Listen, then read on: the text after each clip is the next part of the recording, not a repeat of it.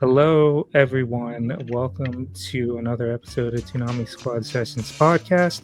I'm your host, Sam, at Samster299. With me today, I got Phantom. Yo. You mean Doctor Doom, right? I got Steve. What up? I dug Eric out of his grave once again. I'm alive again. I have the other Sam. Hi. And Logan with the wonderful profile picture. I've altered the deal. Pray I don't alter it any further. Or I will hit you with this hammer. My God. So Darth DeMarco, Jesus Christ. That is terrifying. Sorry, Jason. Don't hate us. So happy New Year, guys. I mean, as of this recording, it's still 2024, but this will most likely go up in 2025. So happy New Year, everyone. Yay. Happy New Year to Happy you New all as Year. well. Happy New Year, So- Toonami Squad. Can we skip to 2030 now? So with as tradition, every year at the end of every year, we do our yearly Toonami review, and we're gonna spend this podcast reviewing all that's happened in Toonami 2024, and then we're gonna look to the future. I was gonna say disappointing future, but to the future of Toonami in 2025. So, well, first off, what are we watching? So, lately I've just been keeping up with some simulcast on the Dawn, obviously, anime of the year. Before we even start with this, let's be real. We're all watching Don Da Don. Oh, yeah. All of us are Yes. watching it. We all were. We all saw it. Yes. Please put on Toonami. Please, oh God, let that be the one show that comes next year. Dude, All right, man. got the obvious out of the way. You can carry on, Sam. Other simulcasts, Blue Box. I really like Blue Box. I highly suggest Blue Box. It's sports plus romance. Oh, you watch it, Eric? I'm Awesome. holding my Fine. tongue. Oh, you're holding. Okay, but thank God someone else that watches it, because no one else in this group Yep. watches it. I'm trying Well, to think of what else. Spoilers. Been keeping up with Bleach, 1,000 Year Blood War. That recently came to an end. Well, part 3 came to an end. But I'm trying to think what other simulcasts. Oh, Dragon Ball Daima. That's a great time. That's a great one. And aside from that, I did some other catching up. I recently finally watched Freer and Beyond Journey's End. It's about damn time. It took me a while, but I did, and I really like it. Yeah. I mean, I agree. It really is a great show. I recently checked out Rascal Does Not Dream of a Bunny Girl Senpai, because it recently got an English dub, and I decided to check it out because everyone loves it. And I finished it last night, and I'm just like, I love this, and I need more. And then I find out that the rest of it is not legally available in the U.S., so I'm just like, yo ho, a pirate's life for me. I'm trying to think what else. I recently finished Arcane League of Legends because they had their second and final season. My God, that is a great show. I still don't like League of Legends, and I will never play it. But dear God, that show is amazing. And I think that's about it. Nice. I can't think of anything else. Okay, what about you, Phantom? Well, I guess obviously we already talked about Don Da Don. Best anime. Oh my of the God, it's Sam. year. You know, new mask, same task. Besides Don Da Don, since we all have been watching that, I saw the Sonic the Hedgehog 3 movie. Oh yeah, I forgot about that. Oh, Great to see it. it's so good. They finally did the pissing on the moon in live action. But seriously though, really good movie. I really want to go see it again. It's so good. It killed Mufasa twice. I know. Shadow, help me. Long live the king. Ouch. No, don't go see Mufasa. That's don't pay for shit. besides Sonic 3, I've actually been watching the Digimon movie thanks to Discotech Media. Shameless plug. How I can we not gotta at this do it. point, Logan. Like, how can we not at this point? Especially since I'm going to go see Joshua Seth over in Lakeland at the Central Florida Comic Con. Oh, get him to sign your Blu-ray. Oh, that's the plan. That was the plan.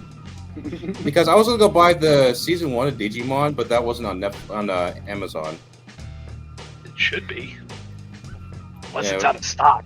Might yeah, be it's out of stock. It's out of stock. They only had season 2. But I'm trying to think what else I've seen. I've been slowly watching Attack on Titan. I'm on the final season, I think.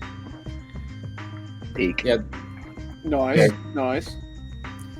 and I went to another concert. I went to the Final Fantasy VII Rebirth World Tour Orchestra.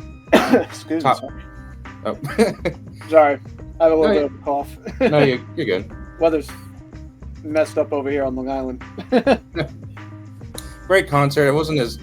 I would say the Sonic concert was a little more fun than the Final Fantasy concert since it was orchestra. They didn't have these at the concert. I had to buy one on Amazon. Fucking SquareSoft or Square Enix didn't have enough over there. But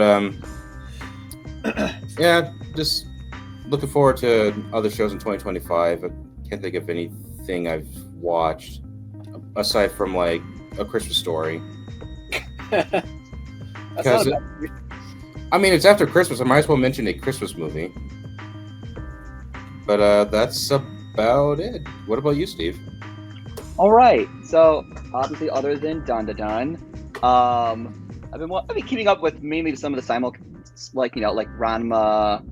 Oh, Ranma's great. I Ranma's forgot to great. mention. Yeah, phenomenal show. It was nice seeing like a remake of like an older show since I've never seen the original Ranma. Oh my god. Yeah, I know. I had never seen it. It's a crime, but That's pretty crazy. it's fantastic, and I loved it. And another one I've been watching is actually I started yesterday because I was looking for new shows for the winter and wasn't really liking a lot of things, but I saw this one show that was started in the fall and it's continuing into the winter. It's on Netflix. It's called Orb.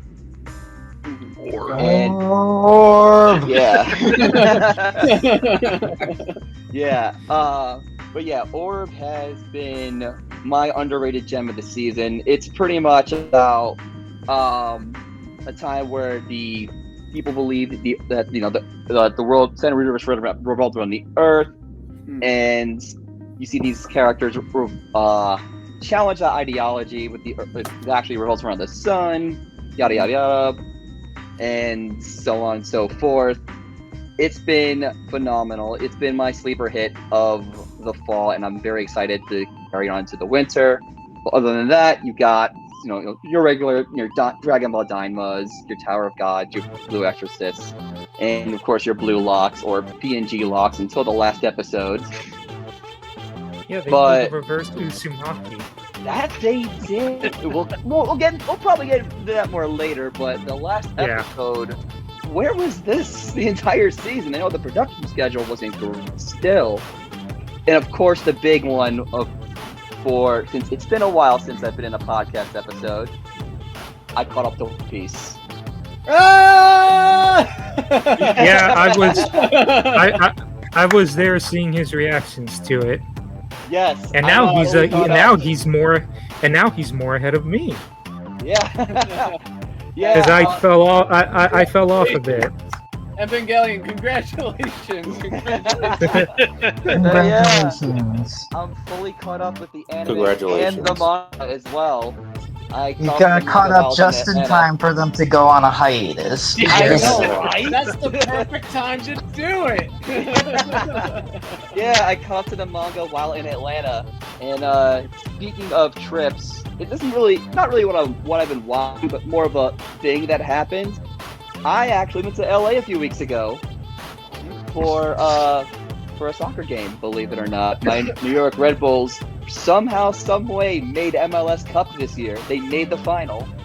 Hooray. If you see in my profile pic, it's actually me at the game with the straw hat flag. That's awesome. Yep, that's awesome. Yeah, it's like, yeah, we didn't win, but it was an experience I'm ever gonna forget. Plus, I got to hang out with Daniel for a little bit, our other social media manager. Nice.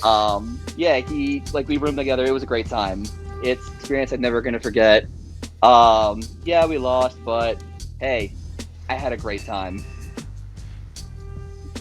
And that's pretty much at it. least you got to experience the quote unquote West Coast best coast. Sorry. Hey, up yours.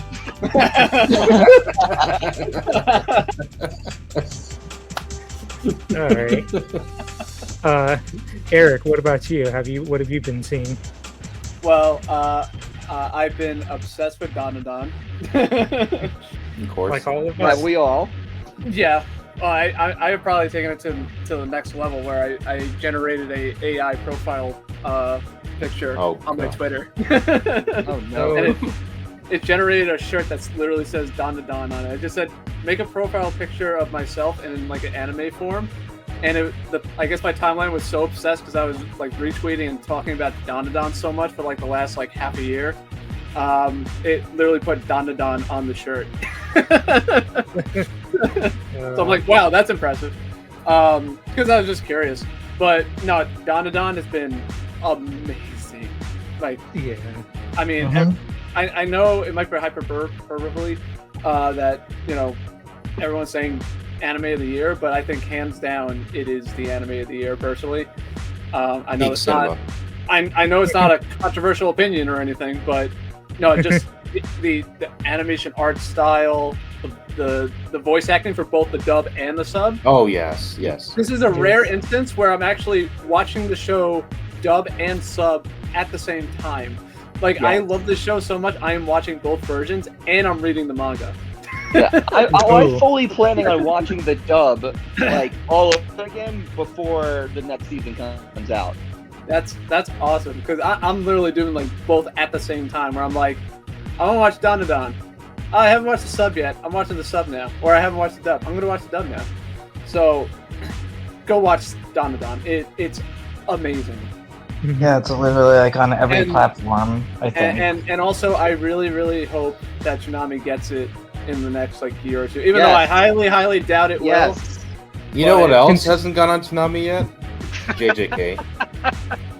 But Well, the difference played, is sir. at least at least Dandadan isn't tied down by the crunchy overlords, yeah, This is true. and they're Yes. salty about it.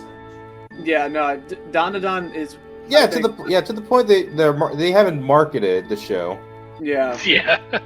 Yes. Dandadan is a perfect show for Toonami, and I Yes. Yeah, agreed. really hope Any- they grab it. Any I really Adult hope Swim they execs, Toonami execs, please hear our cry. Please. We need Dandadan on Toonami. Hashtag Dandadan on Toonami now.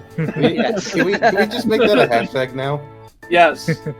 Let's make it a hashtag. After the podcast is done, put it on our Toonami Squad Twitter.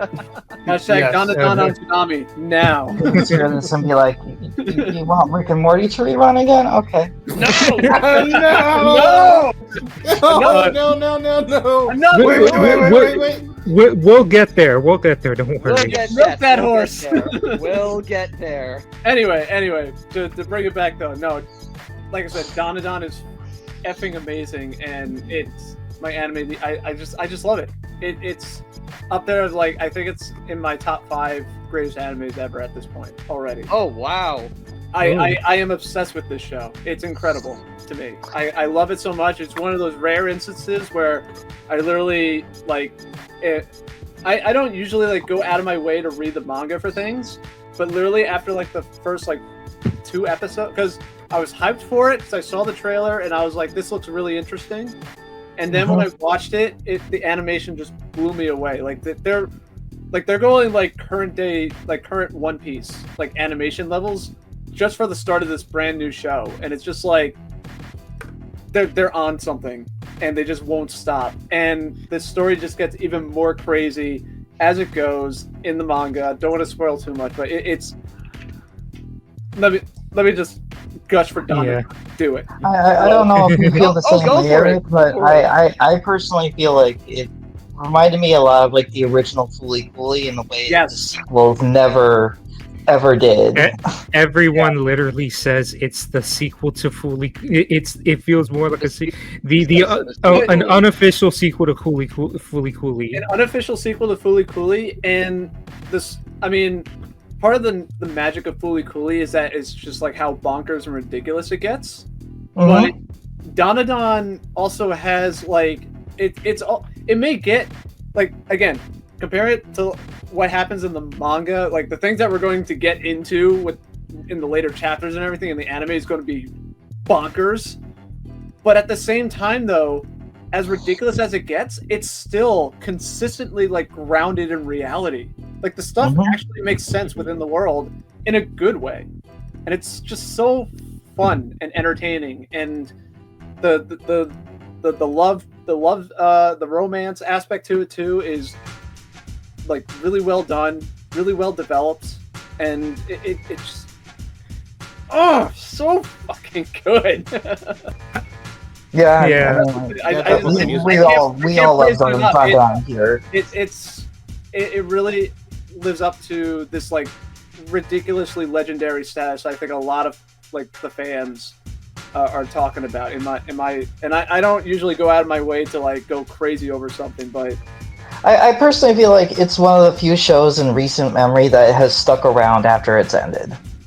That, and I just really appreciate like just how unique it is, because that too. It really I didn't think it stood out, but like I said, that initial trailer, just like the animations, the art style of it's a rare instance where you come across an anime or a manga or like a concept for an anime, and it's actually like really, really unique. And that's even like another thing too is that like I know there's like the fan service stuff too, like that. There's that in there obviously as well, but it's like small fry. Like it's not even like Fairy Tail, let's say. But I want to emphasize that too. But there's actual like a point to it, and it's just so unique where it just hits everything perfectly. I also like the music in the show. Yes, I forgot about the amazing intro too. Yeah. Oh my god! Yeah. The fact that we now have not one but 2 Jersey Club style openings this year, it warms my Jersey heart so much. It's amazing to me, all the fan edits where they take like that's in my opinion that's also like a sign of like unique anime where they take the intro, leave it as it is, and just insert like the One Piece Dandadan intro, Dragon Ball Dandadan intro, and it's the song. It's basically the same intro art style, but with that, like watch Dandadan, guys. Seriously, we've all seen enjoyed that enough. It's a lot of much of it's on like show that used a Jersey Club opening later on this year. Later on this podcast. Can't wait to talk about that one. So I'm done gushing about Dandadan. I'm going to move on. So watch Dandadan. I've also been watching Ranma. Ranma's been awesome too. I've been very impressed with it. I have seen the original too. I actually have the original also. So it's kind of cool to kind of compare and contrast the two. And I think the art style is really, really nice. And I would say the dub is very good too. It's a good adaptation of Ranma, and I think it's like, I mean, the original kind of slows down in a lot of cases. A lot of times, I mean, the show is just like goes on forever. But I think I heard the pacing in the original was so slow. Yeah, it is. Well, it's probably because they were still adapting an ongoing manga at that point in time. That's most likely why too. But this time around, it's pretty on point now, and the animation style is awesome. I really like it. The intros is awesome. You know, it's another like good adaptation, and you can't go wrong with it on Netflix. I've also been watching Dragon Ball Daima. I kind of have to. So I'm not caught up to the latest episode, even though I kind of know the spoilers already.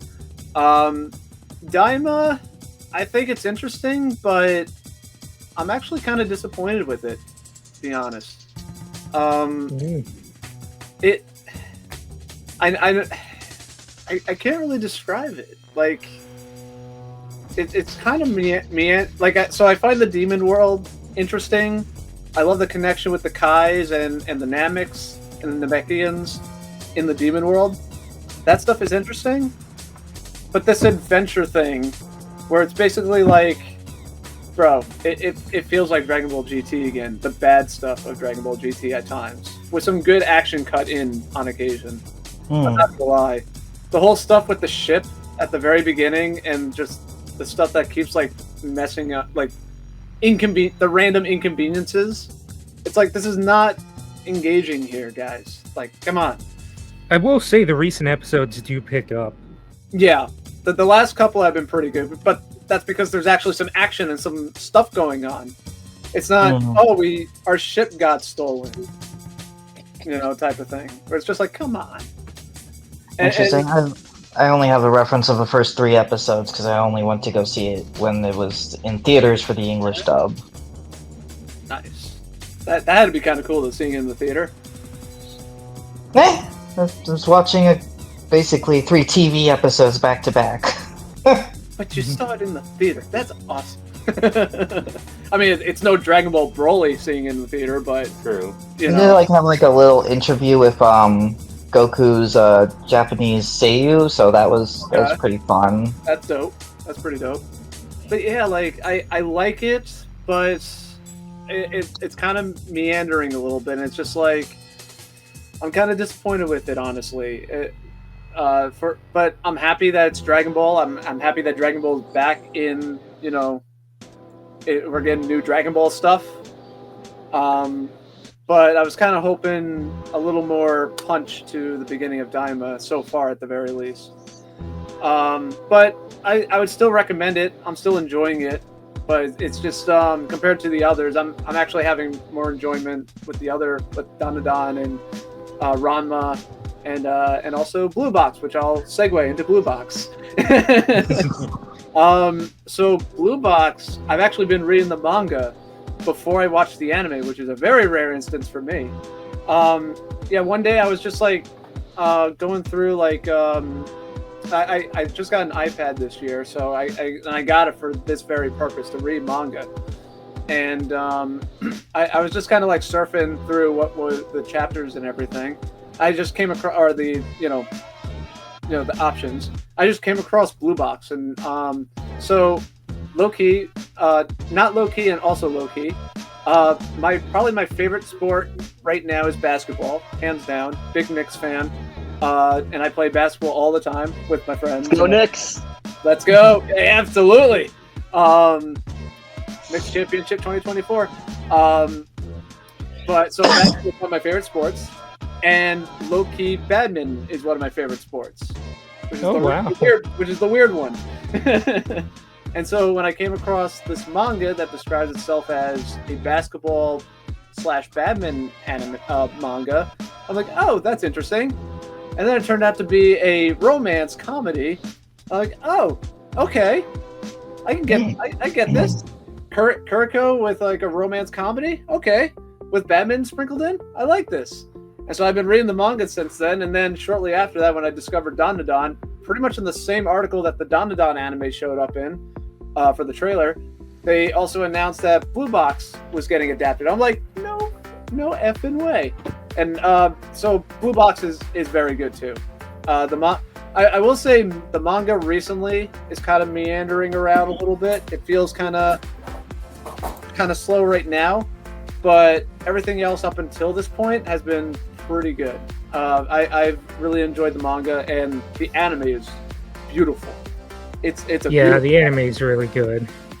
The animation quality is beautiful. And I'm not huge on romance shows, although recently I've been watching more of them. But that one caught my eye, and I've been enjoying it. Yeah, the character kind of similar to Dandadan. They're not as memorable as Dandadan for sure, but I would say like the character development, especially the love interest aspects of the story, is like I said, it's like Kuriko with a romance comedy sprinkled in.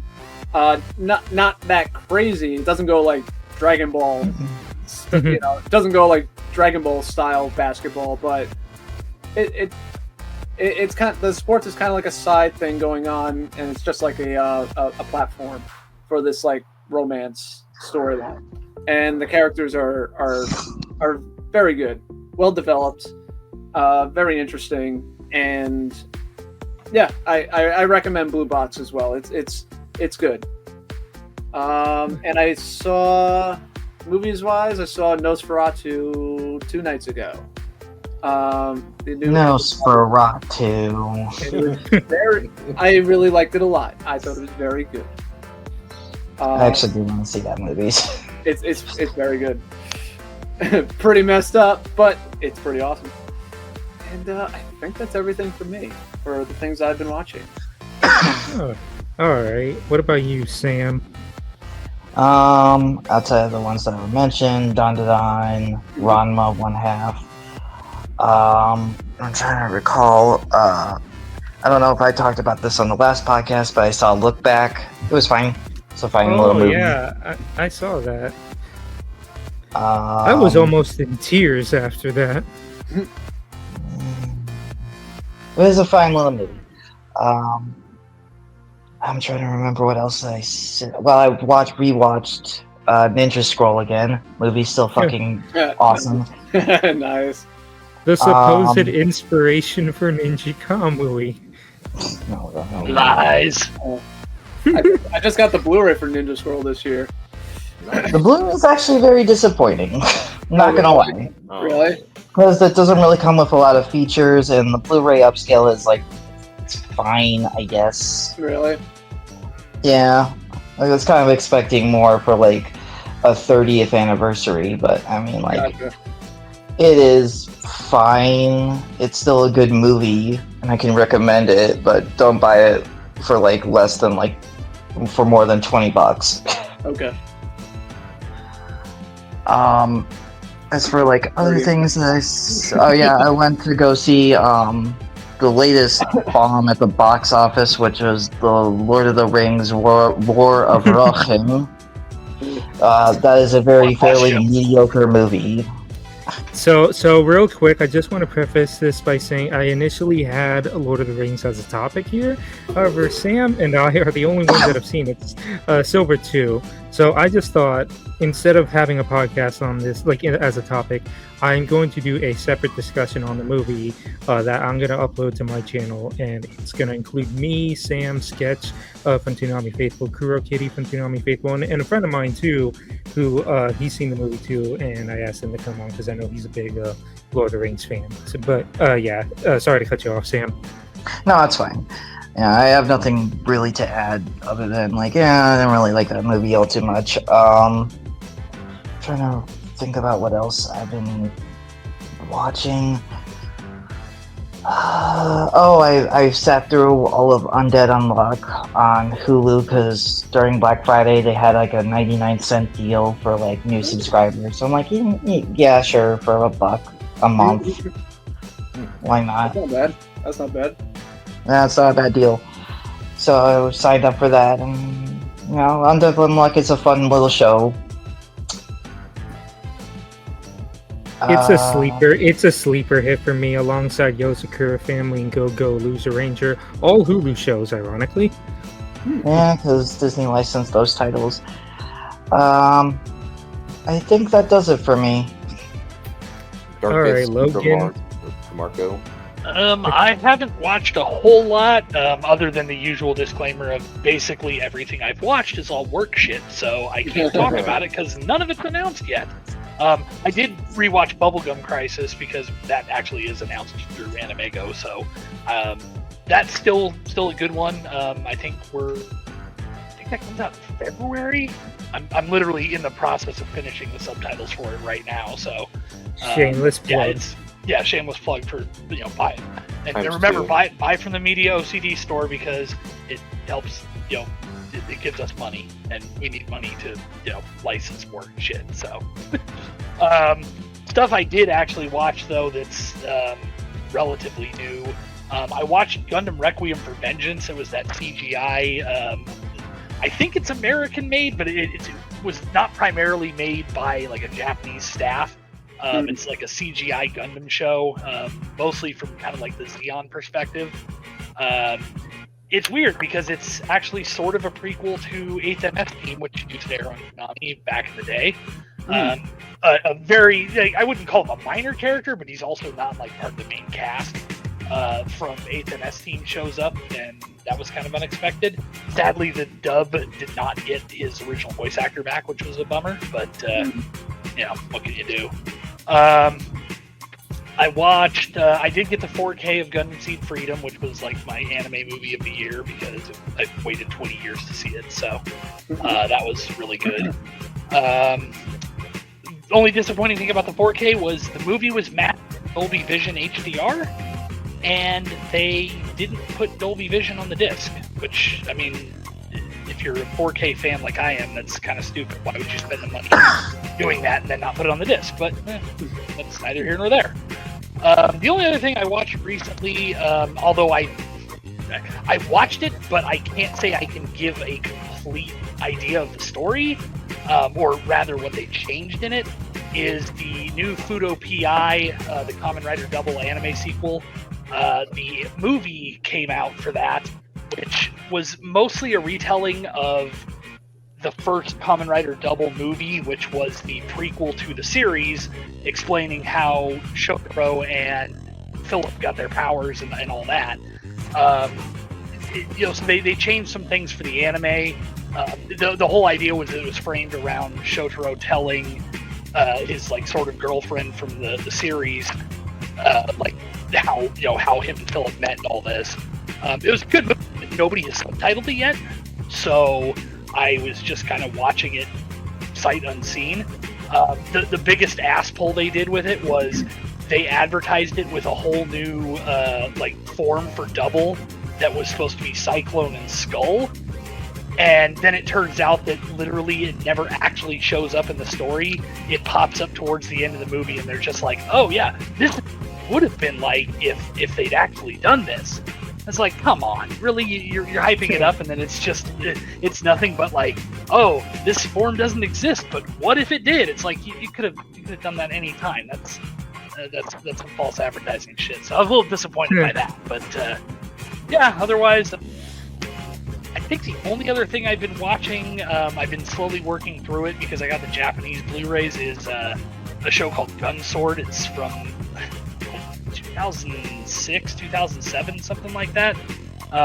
Old Genion show, Funimation re-released it on DVD, and they've been squatting on the rights for years, and I wish they'd let them go so that I could, convince the boss to pick it up, but that hasn't happened yet. So, but yeah, good show, kind of a classic. It's a mecha series.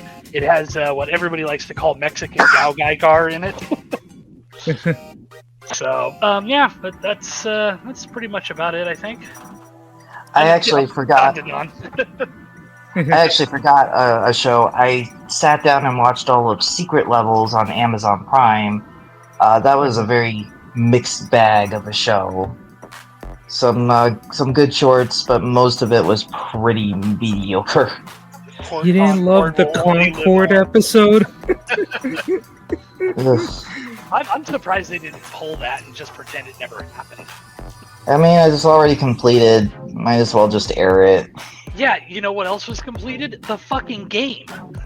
And that didn't stop them from taking that down. True, but... So, real quick, because I know we spent a lot of time on this, but I'm just going to be quick about this, because Steve mentioned he went to California and met Daniel, and I never really I think I brought it up a few times, but we never actually, sat and mentioned it, but, earlier this year, I went to Washington, D.C. for Otakon, and I actually met up with Logan. It was... It was the first time I actually went out of my way and met one of the members of the website. I've been here for God knows how long, I've been here for God knows how long, and like finally like actually attempted a real life meetup, and I had a lot of fun. And Otakon, first time in DC, so obviously I went and saw the monuments, and then also got to meet Logan and some of the other people at Discotheque, so they had a panel there, and Otakon was just a great time, and I'm so happy I went. Maybe I might do this year. I'm not 200% on that, but yeah. This really has been the year of squad members finally meeting each other IRL. We should take that to the next level next year and try to have like everyone meet up. I mean, that That would be nice. amazing. That would be fun. I will give one piece of travel advice when it comes to DC, and I know Sam will agree with this. Despite how good it seems on paper, do not take the metro to the Arlington Cemetery Station and then plan to walk across the bridge over the Potomac River to the Lincoln Memorial in August. Because when you sit there and go, oh, it should be fine, I'm sure a nice cool breeze will blow off the water. Yeah, that doesn't really happen. And instead, it's just a miserable, like, mile-and-a-half walk in the hot sun. And yeah, so just don't be me. Don't think that that's a good idea, because it's just not. Well, yeah, great time. Oh, duly noted.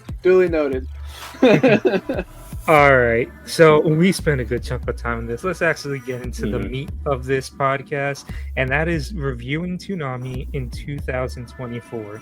So essentially, just like all the other times we did a year in review, I'm gonna go month by month, starting from January, and essentially talking about all the notable things that's happened over the course of the month. And then once we finish the year off, we then give our final verdict on how this year went.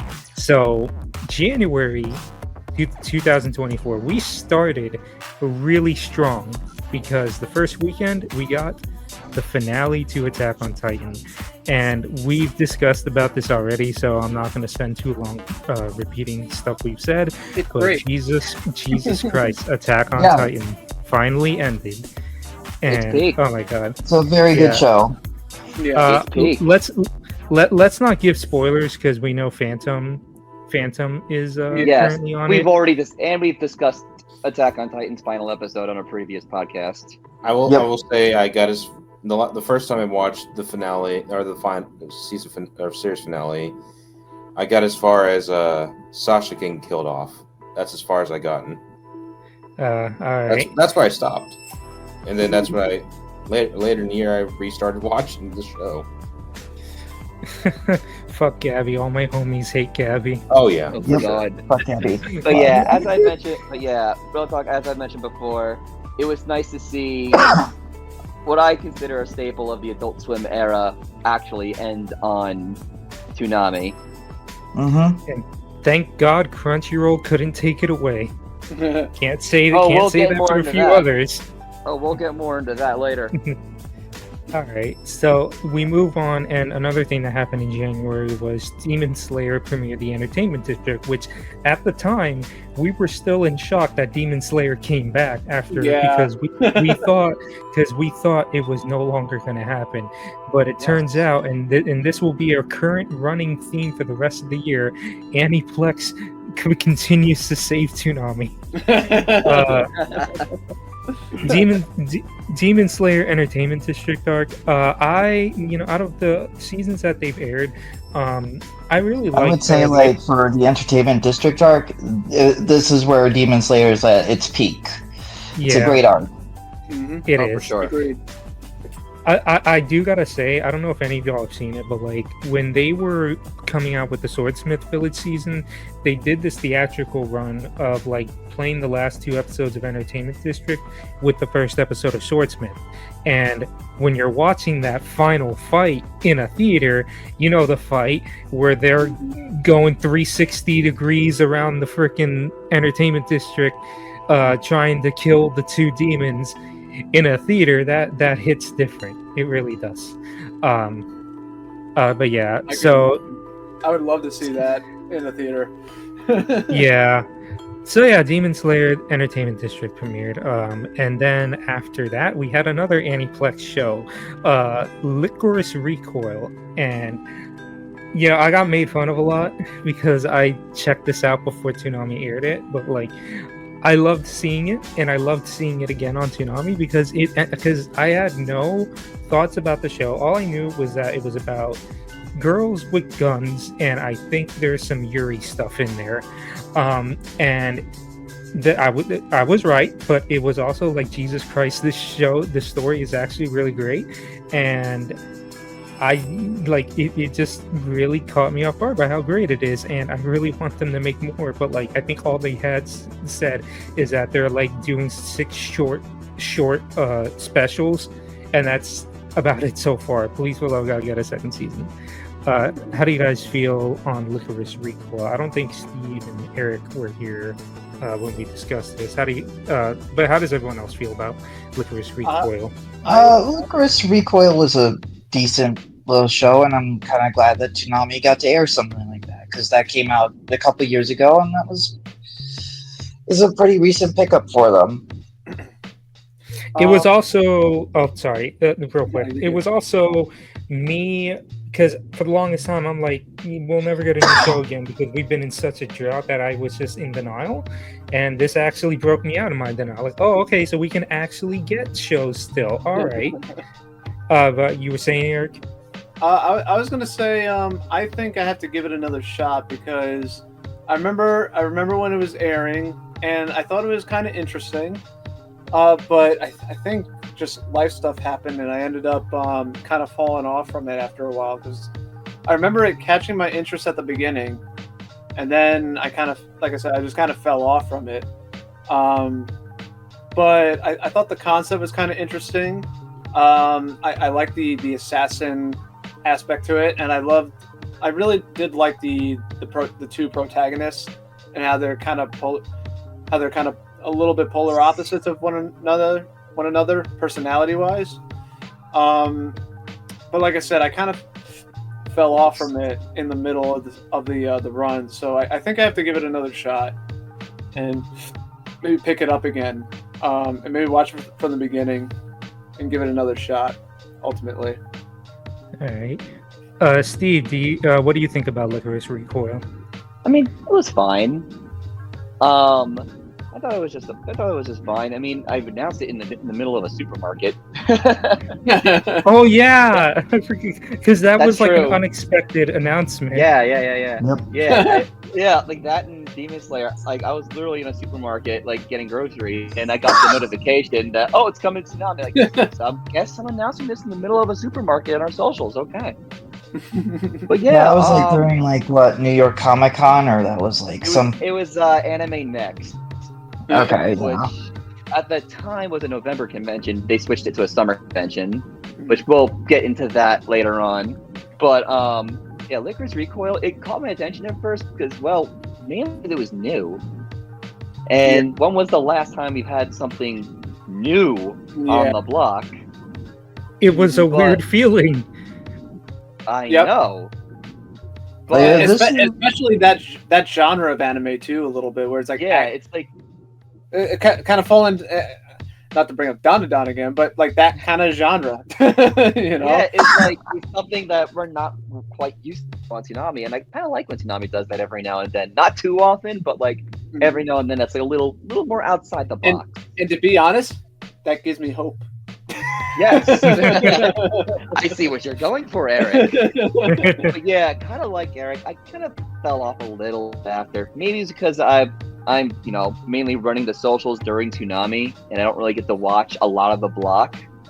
But I kind of just lost. It kind of lost my attention as it went on. Mm-hmm. All right. So, and then we move into February. February started with the last episode of Dr. Stone Season 3. I don't know if we talked about Dr. Stone Season 3. Yeah, Dr. Stone Season 3 ended. It is actually premiering their quote-unquote final season next month. And I'm scarred by those words, final season. If you know, you know. They They already said it's going to be a 3-part split, so oh boy, get ready. The final season's part 1, special part 1. Final chapter prologue. They're pulling Attack on Titan. At least they admitted it up front, though. Yeah. They doesn't matter. No, the anime industry needs to stop that. Just Yeah, no. it's getting It's time no. to stop. My cries, please, enough. If you're gonna end it, just end Just it. end it. Don't Yeah. don't pull your Blu-rays part 1 and 2 bull crap in the actual seasons now. Don't turn that into a trend. Well, and it Please stop. complicates licensing too, because the problem Yeah. is it allows them to, as soon as they add like a subtitle to the name, they can sit there and argue, well, no, it's not really the same show. Yeah. Your contract doesn't actually apply to this, and then then people get jerked around, and then you end up with Crunchyroll fucking scooping everything up the rat. Oh God. But yeah, Doctor Stone season 3 came to an end, and I said Great this season, in the I tier. should say though. It is like I said this in the tier list, but it's like it's one of those shows where like I don't know how to describe it. Like I love it a lot. It's just like it's not like peak. You know what I mean? Like Yeah. it's one of I was it's gonna one of mention those. that. Yeah. It's like- one of those. Yeah, comfort food. But yeah, like and the story is really great. And I like the characters, and it's just like it's just really like the show. Also, Kohaku. Like, building on your point though, like I agree. Like, it's a great show and all, but it's missing that one little thing that takes it to the next level, to the top. Really. I agree. Yeah.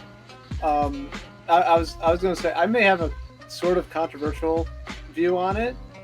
I honestly didn't really watch season 3, and part of the reason why is because the previous seasons, I actually found the show more interesting when what's his name was actually like figuring out how to rebuild the society again. Senku. Yeah, Thank you. when he was like going through the process of like remaking everything that the world had before after everything happened and all that, I found that more interesting. And then when they finally like stabilized and everything, and the whole war aspect of it and everything, once like the war stuff started getting involved, I'm kind of losing interest now. Not gonna lie. That's kind of when I started just because I was like I didn't really care about the other the antagonist, unfortunately, and what he was trying to do, and just like accept nature as it was. I thought that was fine, but I thought it was more interesting, like I said, when they were trying to rebuild everything.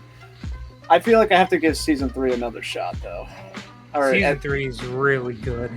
I got to give it another shot. I feel like. Although I should know, because since Toonami did this too, you gotta watch a TV special between seasons 2 and 3, because if you don't watch that special, you're gonna start season 3 confused as all hell, because it literally starts. They pulled a Made in Abyss on ya. After that, yeah, they pulled the Made in Abyss, and they didn't air a crucial part of the story. But yeah, Doctor Stone season 3. It's really good. I hope for the love of God Toonami airs the final, quote unquote, final season. But I'm not 200% on that now, given recent events. But yet again, we'll get there. But guys, we move on to our first heavy topic for Toonami in 2024, because Doctor Stone season 3 ended. What came the next week? No. Ninja The premiere of Ninja Kamui, like the first, well, not even the first, like one of the downfalls. So I just, it's so funny how like we saw the trailers, we saw like the first episode, and we were like hyped. We're like, oh my god, this show is amazing! I can't believe it. We actually got a good original. It's so great. It's so great. It's so great. After episode 5. Yes. The first 5 episodes were incredible. Like, this was looking like Adult Swim and Toonami. They finally got one right. Then episode 6 happened. I wouldn't What say the hell episode happened? 6. I don't want to say episode 6 because we were still unsure, but we were also like, because episode 6, the what's her name was telling Joe, oh, I'm gonna give you this suit, and then he puts on that suit, and then the preview for episode 7 played, where he's fighting the guy in the suit, and then All right. that's when I was like, I really hope the rest of the show Good isn't point. CG. Yes, it was actually episode 7. I couldn't really remember the exact point where that happened. Yeah, But, yeah, this Ninja show was this show was a big unforgettable mess. after the first 6. Yeah, I checked out the show when like after it was all done airing and everything, and by the time I got to the end of the show, I was like, what the fuck happened here? Like the first first beginning half of the show, like in terms of just being just dumb fun, I think it did its job very well. It's when you get into the back portion of the show is when it really loses me, where it's like there's this league of villains and all that shit, and I'm like, what? Wasn't this supposed to be like a revenge storyline? What's going on now? Yeah, like he lost the plot. And not only that, it's just that the CGI mechs are just awful. Yes. Oh my god. Like I think my problem is that I don't mind the idea of the CGI mechs because that's a stupid idea, but that sounds like a fun stupid idea. But the execution and just the animation entirely just ruins that idea. You know, because I do social media as well, I actually got to see the discussion. I was looking for a discussion on the show, mainly on TikTok. And when TikTok hyped something up, that means it's doing something well. And they were hyping up Ninja Kamui for those first 6 episodes. But after that, all I was reading was the biggest fall off in anime history. Oh, trust me, that's not the first time we're gonna hear that this year. Oh, it's not. Oh, it's not. I was gonna say, I don't know. There's another show out there that might. We'll get there. We'll get there. We'll get there. But in terms of just talking about Ninja Kamui, it's just like by the end of that show's run, the praise that it got from the beginning completely evaporated, went away. There was a great skit video that I think I sent to you guys, where why does the ending look like Roblox? What's sad is like we got one episode in that latter half that looked incredible. Yes, because they got rid of the blue lock. It's really fascinating hearing you guys say this because, like, for me, like I thought there was some like good action parts here and there, and I liked like the gore at times and all that. But other than that, even at the very beginning, I was like really confused. Even in the beginning episodes, I'm like, what's going on here? I actually checked out. My thing with like the whole like blood thing is like this. I know for like some people they're like, oh, this show is fine, it's a dumb fun little show. My feeling on that is, well, they marketed it and messaged it as it was supposed to be a ultra violent show in the vein of like old school anime, and that is just not what we got here.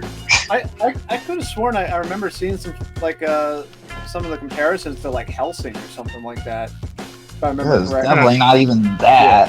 Not even. What I heard what I really heard was, I got JJK comps because mainly the director did JJK season 1. Yeah. And we were kind of joking about how it was Jujutsu Kaisen at home. Sorry, Sam. I mean, I'm the one that made the joke. Yes, that is true. But it kind of felt it was on par with those first 2 episodes, and then we all know what happened. Yeah. The Dreamcast cutscene of a final fight. I was gonna say all I know is if I wanted to watch Dreamcast graphics and ninja shit, I'd just play The Last Blade 2.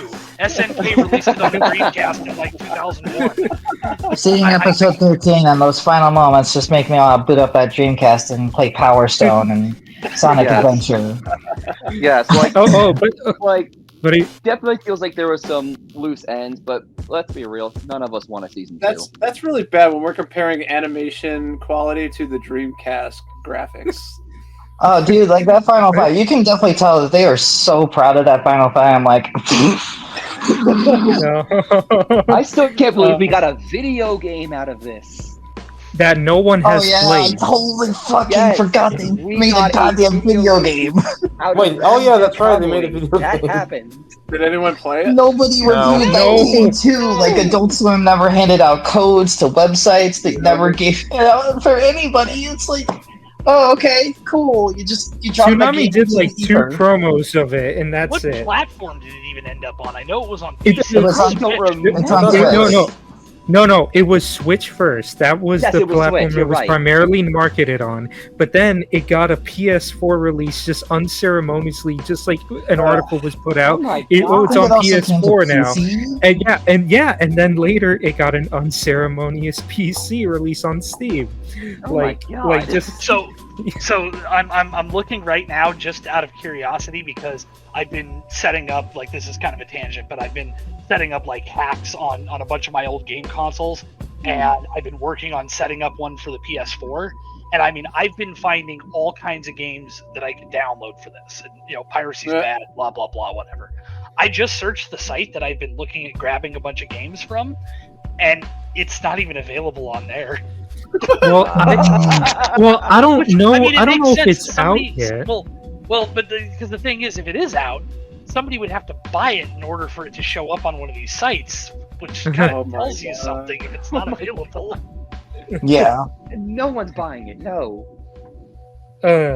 But yeah, They Ninja put Consoles. a if lot you- of it's money like- into like- the show, and only for it to They not, did. like, Like if be you bought the back. video, like if you bought the video game, do you really hate yourself that much? Like, do you need to talk or something? They might Like, have I liked the need show. help. Oh my They God. might have liked the show enough. You never mean, know. Yeah, Here's the Yeah, other but yeah. thing. So You know- it is available on PS4 already because I can add it to cart on PSN right now. So okay. not only Oh.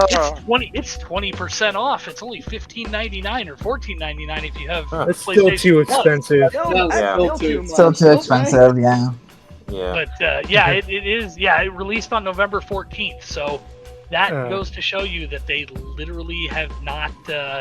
Like nobody's even bothered to rip the damn thing. Good God. Yeah, Uh, Ninja Kamui would have gone down as my biggest disappointment of 2024, but we'll get to what actually became that later on. We'll Okay. get there. Okay, good. We'll get there. First reply on the game, on like the game announcement says, "Well, we already know the game is bad, but the question is it worse or better than the anime?" And then somebody goes, "The comments on the video were turned off shows enough that the game is garbage." I mean, when a show's bad when it's on Watch Mojo. Is it? Yeah, Stop. I posted it like I think it was a month or so ago after Uzumaki was done. It was on Like a bunch of Adult Swim shows unwatchable are- anime, But which you were like I post- don't. But you were I don't posting really about think Ninja it's Kamui. Nobody was unwatchable. going to pay attention to that. Right. It's like, oh look, somebody linked something about Ninja Kamui. Moving on, anyway. Yeah. So yeah, Ninja Kamui was the first, but certainly not the last disappointment of 2024. But we'll get there. It's But strike one of 3 strikes this year. Yes.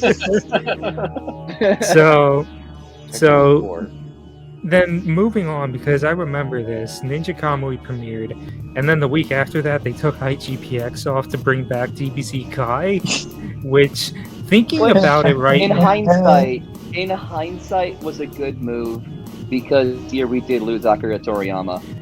yeah, that was before Yeah. the news, which I Yes. don't blame them for.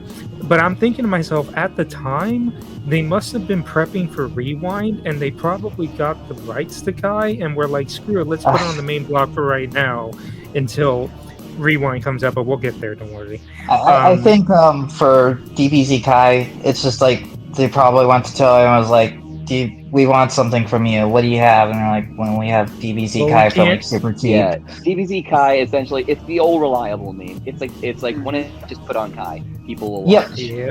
They probably want to Okay. lock down a time slot, so they're probably thinking, well, we'll just get DBZ Kai. Because I think Rewind would be one of those things where they probably discussed it in maybe March, April-ish, and then they probably came together within a few months of each other. So Yeah, agreed. Yeah, and then we never saw IGPX back since. it's never coming back. So Buy it on many Blu-ray if you moments. want to see the season 2 remaster. Shameless Buy plug. buy the Blu-ray from Discotheque, you cheap bastard. Yeah. So Do many it. moments they could have put it on, but no. Anyway, yeah, and then I'm trying to, because I'm going down, so we're in March now, And this, yeah, and then yeah, this is when Akira Toriyama passed away because we had that marathon. Yes, Rest in and peace. yes, so yeah, that whole thing, you, me, Silver, we all did like a rebrand for that day where they did the marathon just in tribute to him. And it's honestly one of the best rebrands I think we've ever done. Yeah. And just like, I mean, like, we went more in depth on the podcast for that month, but like, that was such a big loss. It was just Yeah, like, this does not feel real. It sucks. Yeah, like with It that sucks so rebrand, hard. it's like I'm glad we were able to honor Akira Toriyama's memory in a way that we really can. Yeah. And just like, It and the still thing sucks, is, though. It it still does. sucks. It's just kind of bittersweet because Daima is essentially Toriyama's last thing. He apparently was super involved in it, and you can tell when watching Daima that that there were some lines and some jokes that were definitely made by Toriyama. So it's just gonna be bittersweet when that ends, Finally ends, because like. Mhm. No, the spoiler alert, Daima's not going to be out forever. I mean, like, they literally said that all the episodes are done, like, animation-wise. So Yep. there's a finite amount. So however many, it remains to be seen. Some people were saying that apparently it might be 20, but we'll see. We'll Cross Yeah. that bridge when we get there. yeah. Yeah. But yeah, so we had that Kai marathon, and then I'm just moving down. And then, God, this was such a whiplash for me because we got the news of Akira Toriyama passing away. The next day, Toonami did that tribute post, and we're like, "Oh, that's so sweet. I'm still mourning Akira Toriyama." What's this? Someone 100 got announced for Toonami? Are you kidding me? Are you kidding me? Are you kidding me? Yes, I'm not- and this has been the show you've wanted. Like, other than JJK, this is the show you've wanted more than any other. Yes, and I'm not gonna gush about it, because I've already gushed about it in the past couple podcasts. But like, and I've kind of mellowed out because I kept saying so hard that was like, the show is amazing, and I really love the show, and top. And the thing is that it's amazing, and it is a top series for me. It's also because I read the manga, because the manga is so great, and it was just hard when you were watching that simulcast, and it just kept getting delayed over and over The again, delays. and then it got that burn off on Christmas, and it was just like, and then Toonami got it, and I was just like, finally, more people can actually see this great Yeah. show. Which Honestly, probably putting it on Toonami months after the fact was probably a smarter move because they I actually agree. probably premiered it in a proper manner, even though it did get delayed multiple times Yes. for its I was airing. gonna say- I They got were delayed. being as faithful as they can be, damn it. Except for airing it on Christmas, they weren't going to do Yeah, that. and I was gonna mention how Zom 100 was on multiple platforms before it got Toonami, and Yeah. eventually we finally got it, and that does give me hope that another certain show they're airing this fall that did the same thing can also get on the block. For the record, watch Zom 100. It's amazing. It is, and it's just like, And read so- the manga too. Yes. But so the thing is, for me, because I know, like, it, everyone's subjective, and I know, like, other people will say different, and looking back on it, the reason I think I love Zom 100 so much is that, like, and I'm pretty sure everyone here has that same thing, to where you have that one show, or there are multiple shows that just speak to you on a personal level. Like, you got those shows that just hit you close to home, and for me that came in the form of two shows: Mob Psycho 100 and Zom 100. Ironically, both shows with the number 100 in the title. Yeah. Hey, just keep it at 100. Yes, That was a bad joke, and I'm proud of it. I like it. But Zom 100 to me, pretty much, like, it because Akira essentially is my mood a lot of the time, because I'm not going to get too personal, but I kind of have a job that I don't like, and seeing Akira in that first episode, it was literally just, this is my mood. That's me right there, and I'm just like, when you know that apocalypse happened, and the first thought that crossed his mind was, I don't gotta work. I was like, damn it. Oh, that, and it was just like, and the rest of the show too, because like they essentially, it's essentially like, about living, and you only got one life, so let's make a bucket list, and do all these things, and and every character has their own story, but I'm not going to dive too deep into that. But the point is that I really love Psalm 100 a lot, and I just wish it could get a second season, but it's most likely not going to happen because the way they released that anime was terrible, and I'm pretty sure, it's not happening. But that's enough for me. I hope they do too, because it is a good show, though. It's funny too that you mentioned that about like how the character relates to you and everything. And it actually made me remember. I discovered Dandadan, the manga, Blue Box, and Zom 100 all like around the same time. And the funny thing is that it's that same like comedy romance genre that I just did not expect to become a fan of. But like those three specifically have been like my go-tos for this entire year, honestly. Yeah, I wouldn't say Zom 100 is comedy romance, just more comedy. Although, Well, it's I'm not gonna say. Yeah, but I'm just saying like that especially for me personally, like that's been kind of a topic that I've been kind of dealing with personally, and it's kind of helped me a lot so far with that kind of stuff and kind of putting things into perspective and all of that. It's a good perspective on things with that kind of topic too, which is what I appreciate about all three of those mangas / animes. Even though it's the setting is completely bonkers. Besides Blue Box, It is. that one's really good. And it only gets even wackier from there. But let's yet again not going to talk about that. Read the manga. Steve, it's good shit. Yes, read it. Steve, because you weren't with us last time, but how do you feel about Zom 100? Zom, I thought kind of when you mentioned when you first watched it, you really wanted it on Toonami. I was kind of thinking the same way of like this would be a great show for Toonami, and seeing how it was multi-platform, I was thinking we might have a shot with this one. Might take some time, but we might have a shot. And lo and behold, we did. I'm really happy it aired on the block. I know Zeno was probably ecstatic when he found out about. Oh yeah, Zeno. I never brought this up. Yeah, the English cast, Zeno Robinson just killed it as Akira. Yeah, but he supports Toonami, so I'm pretty sure he was ecstatic about the announcements. But yeah, you guys really hit the points on the show itself. Yeah.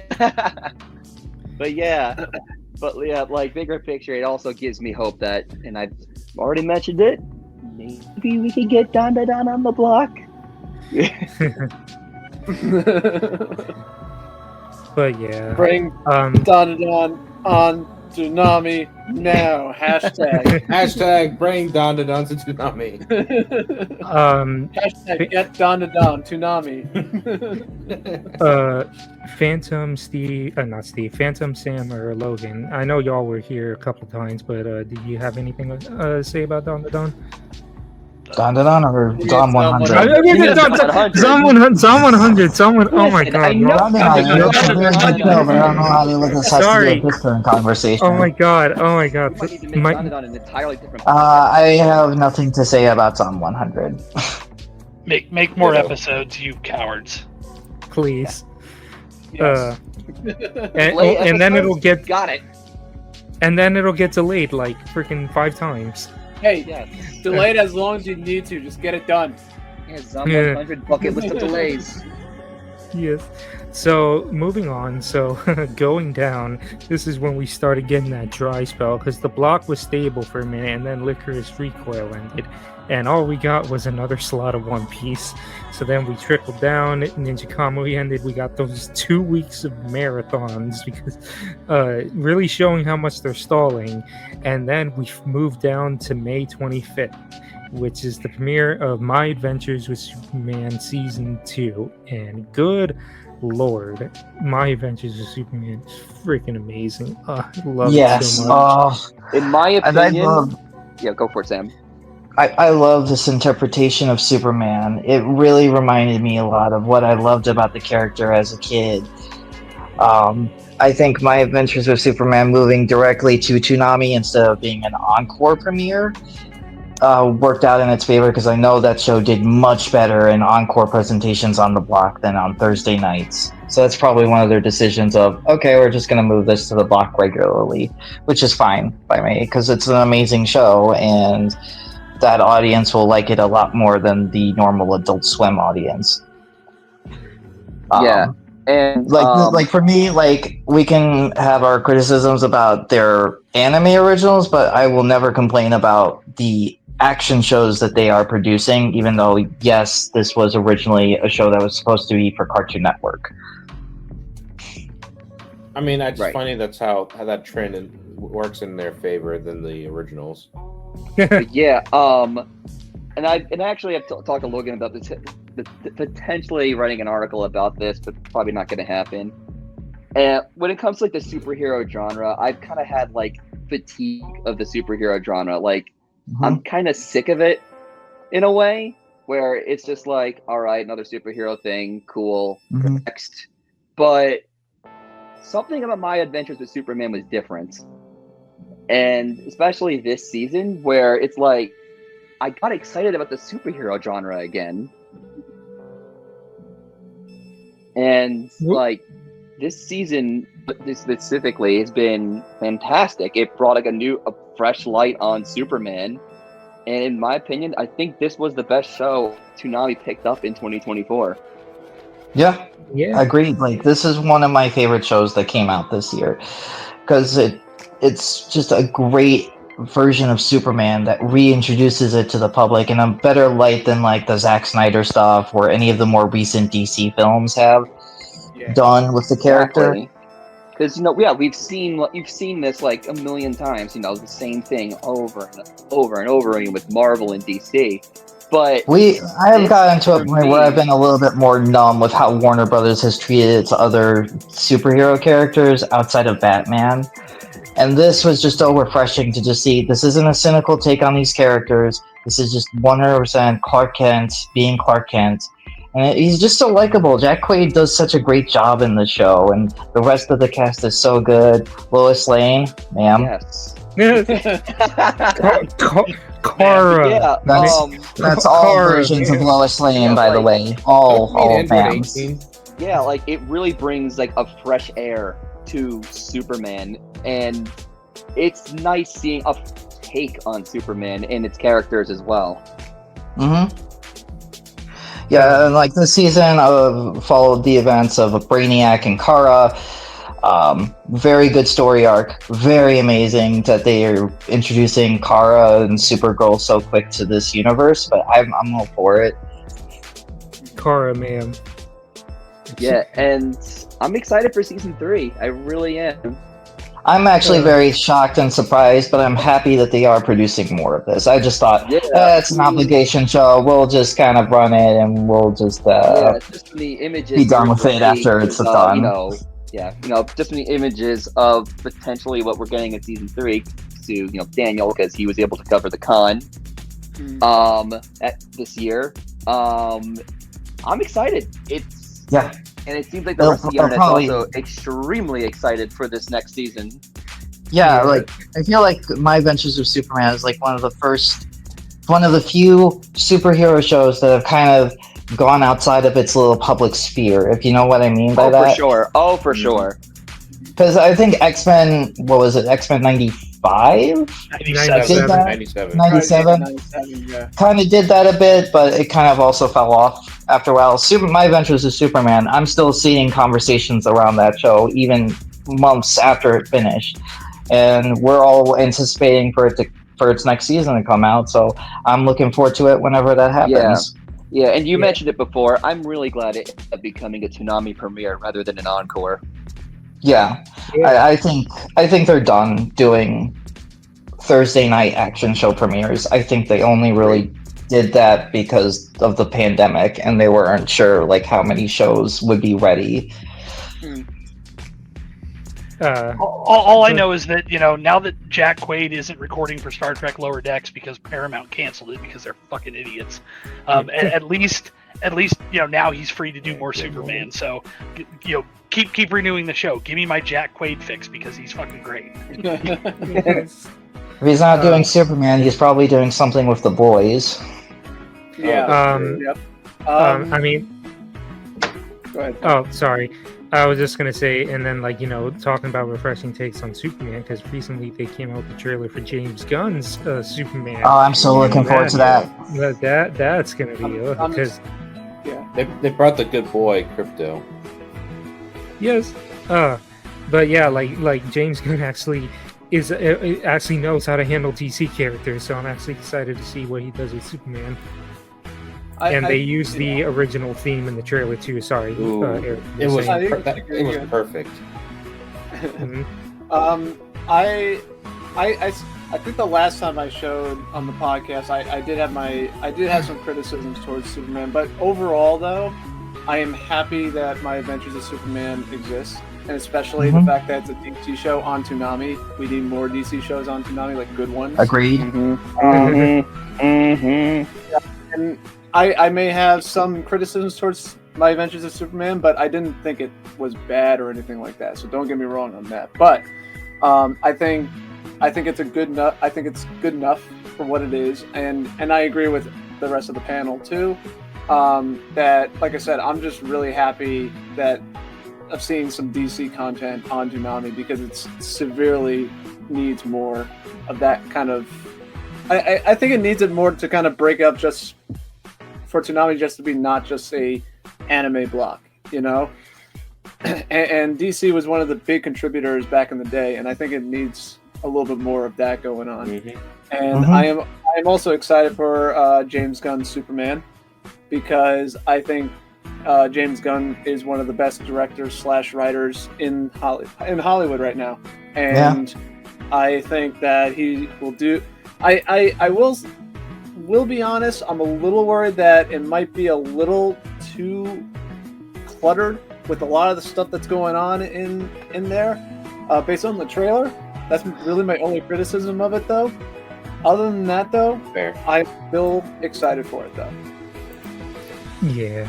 There was no other DC show I forgot to mention I have been watching is Creature Commando.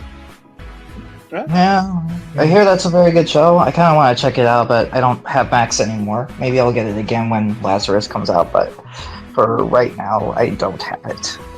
Or who knows, maybe Toonami might need a filler weekend and do one of those one-off marathons like they did with Harley Quinn. Exactly. That was pretty good.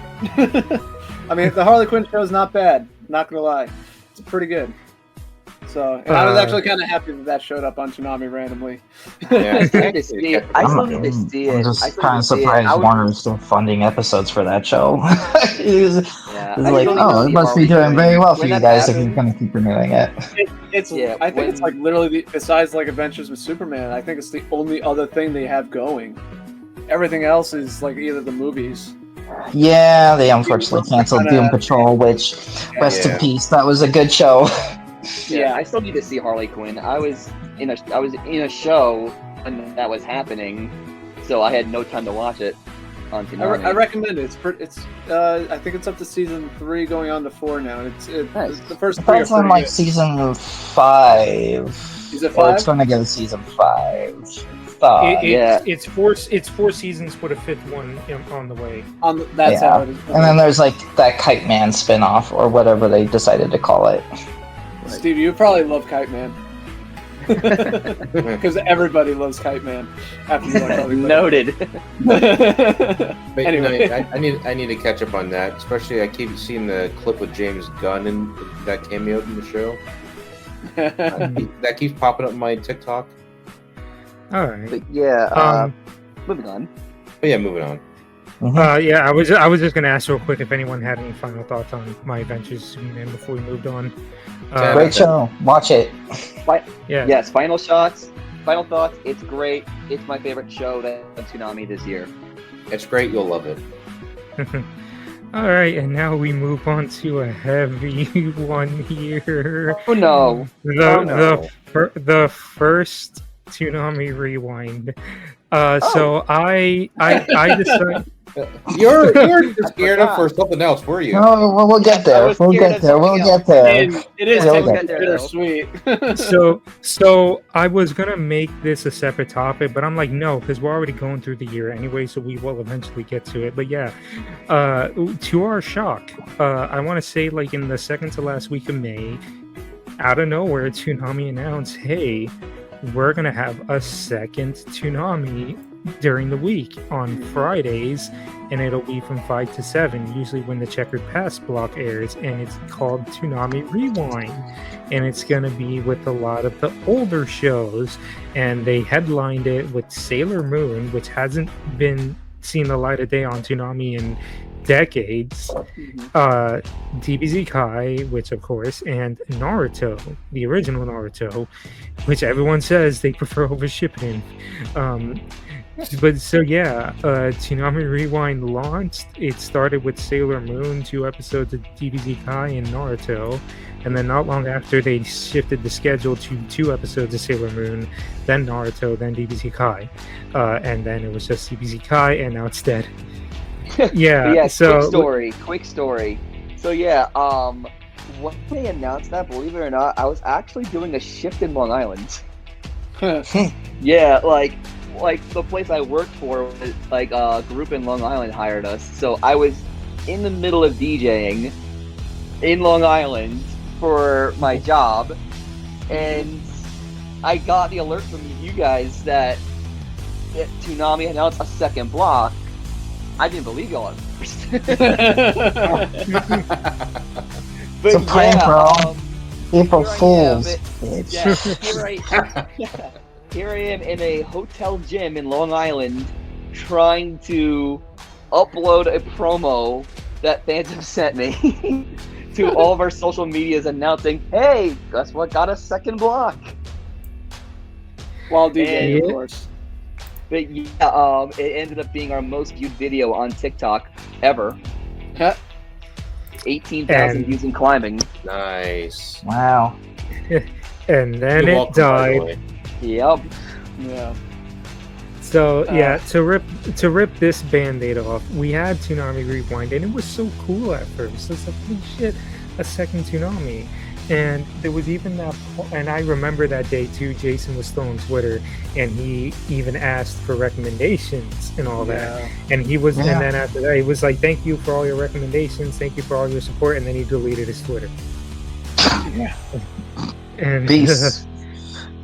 which, you know, looking back on it, I think that was a sign. Yep. Because Rewind came out, and here was the thing: they were trying to market it as like, oh, they're gonna air the older shows, but it's also, you know, the nostalgia block, and you know, they brought back one of the old graphic brands, and like, ooh, we might see some older promos, maybe bring stuff out of the archives and all that, and you know, there were so many things racing through everyone's minds, and yeah, they did nothing with it. They did nothing. It was just Toonami, like, you know, Tom and Sarah were there, like, so it was Toonami, like, on Friday from 5 to 7, which was cool, but I will admit, I barely watched it because I have a job, and I don't leave work until 6 p.m., sometimes 8 p.m. So by the time I even leave work, the block's already passed. So I have not watched it a whole lot. In my opinion, go for it. And I think that's kind of one of the reasons why it died. Because in my opinion, this was probably the biggest piece of Toonami news to come out this year. I mean, a second block. Yeah. Kind of a big deal. Yeah. But at the same time, Sam brings up a good point. The time it was at for most of its core audience was less than ideal. Yeah. 100%. But I get what they were going for with that, because it's like, well, Checkered Past runs from like 5 to 7, I think. So they're probably thinking, oh, we can do the same thing for Toonami Rewind. There's already going to be an audience who's going to be interested, and if you can't make it, you can always DVR it and record it and then come back to it, because they still count that as viewership. But to me, it's always a complicated thing of like, well, you're paying money out of your own pocket to acquire content, whereas Checkered Past is free content that you can run whenever. Yeah. And also, I would say, like, considering, I mean, they may not be, big. I mean, we consider them heavy hitters, but Sailor Moon, I assume, cost at least a somewhat pretty penny. Oh, yeah. Dragon Ball Kai. Yeah. Dragon Ball. I mean, Dragon Ball Z Kai was probably something that's, we have this in our library, so we'll pay Toei a little bit more money to syndicate it on a different night. And OG and then, Naruto. But here's the thing: is like, how many seasons did they get of these shows? For DBZ Kai, they probably have everything because it's like, well, I would it makes no sense to I only would get assume Dragon Ball and Naruto they had a lot of, but Sailor Moon, who knows? I would kind of how make much the that costs. assumption that with OG Naruto and Sailor Moon, they only acquired what would be considered season 1. Yeah. So, Yeah, I don't know if because- that's true with because we'll get into it, but Naruto is returning to the main block Mhm. because they have nothing else. But we'll get more into that later. But I kind of suspect that they only have the first 52 episodes again, which I hope that's not the case. I hope if they plan on running Naruto all the way through, I hope they have everything. But if Yeah. not, well, whatever. Yeah, Agreed. so like it was already looking a little fishy because like the first episode of the last episode of season 1 of Sailor Moon aired, and then at first they were like, oh, Toonami Rewind is getting its first marathon of DBZ Kai. We're like, oh, okay, that's marathons aren't new for Toonami. Okay, Rewind gets its first marathon, but then they were like, oh, there's another marathon of DBZ Kai after that. And I was like, Oops, wait, all what? DBZ It's Kai. like- Oops. and then week after that, another marathon. What? And then it's like 2 weeks later, more marathons of DBZ. Yeah, It's that like, was a signal of we might not have Toonami Rewind that much longer. Yeah. Because when you're marathoning a show, that is a sign of this didn't work out for us, so we're just kind of buying our time because the network's like, we're not renewing you for more of this. So we're just they're basically going, okay, well, what can we run? What will be good enough for viewership? Oh, hey, DBZ is reliable. So we'll marathon that for an entire month. Yeah, and it's so sorry, Eric. But it's so funny. It's so funny because everyone was like, "But it's December. They always do marathons in December." Yeah, It's but just not the end for of the the entire year. goddamn month. Yeah, Especially that's especially not like that at all. Like when you have back to back marathons of the same show like that. Yeah, that doesn't that's- happen. That's a death That's a red sign. flag. That's a red flag. Like If that ever happens to original actual Toonami, we should be years ago, concerned. we did have like Get up. multiple, Get like up. we would have Dragon Ball Super or DBZ Kai marathons. Like that was normal. Nowadays, like that's, I and mean, for the same show too, back to back. yeah, like that's a signal of like the network isn't really thrilled with its viewership, so they're kind of like, yeah, we're just gonna let you go. I think it was a little experiment to definitely obviously pull off the nostalgia, because even that, like, I believe 5 to 7 was the original, like when it first started, I believe. Like Back in the 4 day. to 6, 5 to 7, something Yeah, like it's, that. it's varied something around like there that. depending. Yeah, but like you guys said, I'll piggyback on it. Like I was excited to. I was trying to watch it at work. I was working during the time, and I tried my best to watch it when I could. But like I said, it got to the point where my boss was like, "Eric, you got to stop putting on Toonami. You got to do the VHS movies." I'm like, "Oh, okay," but I was trying. But yeah, like the hours just didn't work out for the typical audience. And like I said, or like we said, I think it would have been really, really, really, really, really cool if they did like pull stuff from out of whatever they. I know they don't have like everything from the vault, but I assume they have some stuff they did it. They did the April Fool's thing.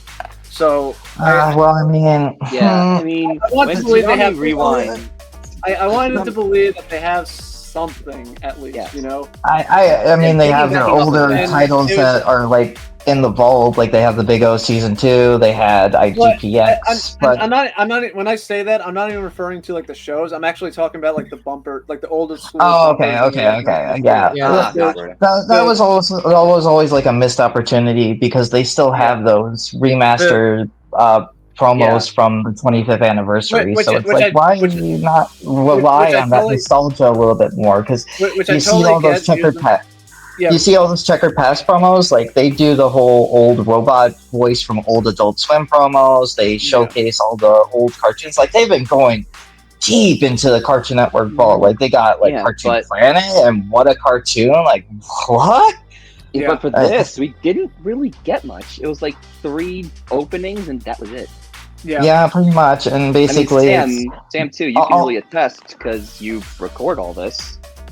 Yeah, and then like they never once changed the lineup. There was never a new show. There was never anything to swap. Like it was just DBZ, Sailor Moon, and Naruto. Yeah, like my thing is like if they wanted this to be like Toonami-ish, I would kind of say Sailor Moon, DBZ, and Naruto are great bases to have, but I think you needed one more show. And if you had no money to spare, why not just rerun Samurai Jack? It's in your library. You can just rerun it whenever. Samurai Jack, Big O, even maybe. I mean, like when we first got this Toonami announcement, we thought, all right, this is a good foundation to start off with: Sailor Moon, DBZ Kai, Naruto. You know, maybe they'll add more shows onto the block, and it just never happened. The biggest disappointment, I think, to it is obviously that they just didn't. They put it together. We got all excited about it, and they did nothing with it. Ultimately, yes. I mean, I'm not going to fully blame them because they're limited by budget and what they can acquire. But I didn't want to like. There are options available to them for free that they can just run whenever, right? They could have just done, here's Sailor Moon, here's DBZ, here's either IGPX, Big O, or Samurai Jack seasons 1 through 4, and OG Naruto. I think those would have been perfect to start off with Toonami Rewind. Would it have changed its fate? I don't know. I wrote an entire article about this. It's just like getting people to tune in to watch anime that early in the evening is just not what this world is anymore. Yeah, it's not. I completely agree. We could talk about suggestions and all that. I feel like maybe doing like the same, maybe piggybacking on like Toonami. Like current day Toonami and make it like later, make it at midnight on Friday instead of 5. Because revival of the midnight run on Fridays would actually, I think, would work better. And it also could be like a tie-in to like, could be also like an advertise like. Toonami Rewind felt more like an advertisement for the main block more than anything. Yeah, but I feel like selling it to the audience who watches 5 to 7 doesn't really work compared to like midnight to like 2:30 or whatever. Agreed, but the thing is, like we just established though too, at 5 o'clock, we're at work. We can't watch it. You know? Yeah. I mean, at least how at much 12. driving I do. And I'm just not sure like how many kids are. Oh, sorry, Steve. Yeah, no, go for it. I'll just making a quick comment. My comment is just how many kids are actually tuning in to watch this? Because I could totally believe kids tuning in to watching something like Courage the Cowardly Dog, oh, for sure. Ed, Ed and Eddie, or I mean that's watched. Or Dexter's Lab. I don't really know if I could see a kid sitting down and watching an old school anime like Sailor Moon, right? No, agreed. Because that show hasn't been syndicated on television for decades. And Naruto hasn't been syndicated on TV for over a decade. The only old shows people are willing to sit down and rewatch is DBZ or Cowboy Bebop. And, well, Cowboy Bebop can't air that early in the night, but you get what I mean, right? Like, there are specific shows that are so old that people will sit down and watch them again because they are a staple of pop culture. Yeah. Yeah, even I sound crazy. It's like even like early One Piece. Mm-hmm. Agreed. Oh, Like, if they from, got like- one of those, Like from my oh, even like from my job experience, like seeing like every now and then I'll wear like a One Piece hat. The kids know what One Piece is. Yeah. They know. Mhm. Like maybe it's through like streamers like I Show Speed or anything who's a big One Piece fan, but they know what One Piece is. That would have been a good, or like early One Piece would have been really good. I still run into the issue of who's gonna sit down and watch old One I- Piece episodes, because That- there's that's also what- that remake that Netflix is working on, because I think that's gonna be a bigger draw for audiences Oh, for rather sure. than going back to the old episodes that Toei made, Nice. like in the '90s. Good Real Phantom. Yeah, that's a Um, good point. There is a new Netflix anime coming out that's old One Piece. Mhm. Well, I mean, that's why I kind of think the concept of Toonami Rewind would have worked better with the Midnight Run aspect to it. I feel like. Yeah, Yeah, like I feel like that. But what they what they should have done too is pull from the vaults, do what they did with April Fools, and just do that. I mean, maybe I think if they can re-edit it a little bit, so they can, if they get like any new shows, I don't know.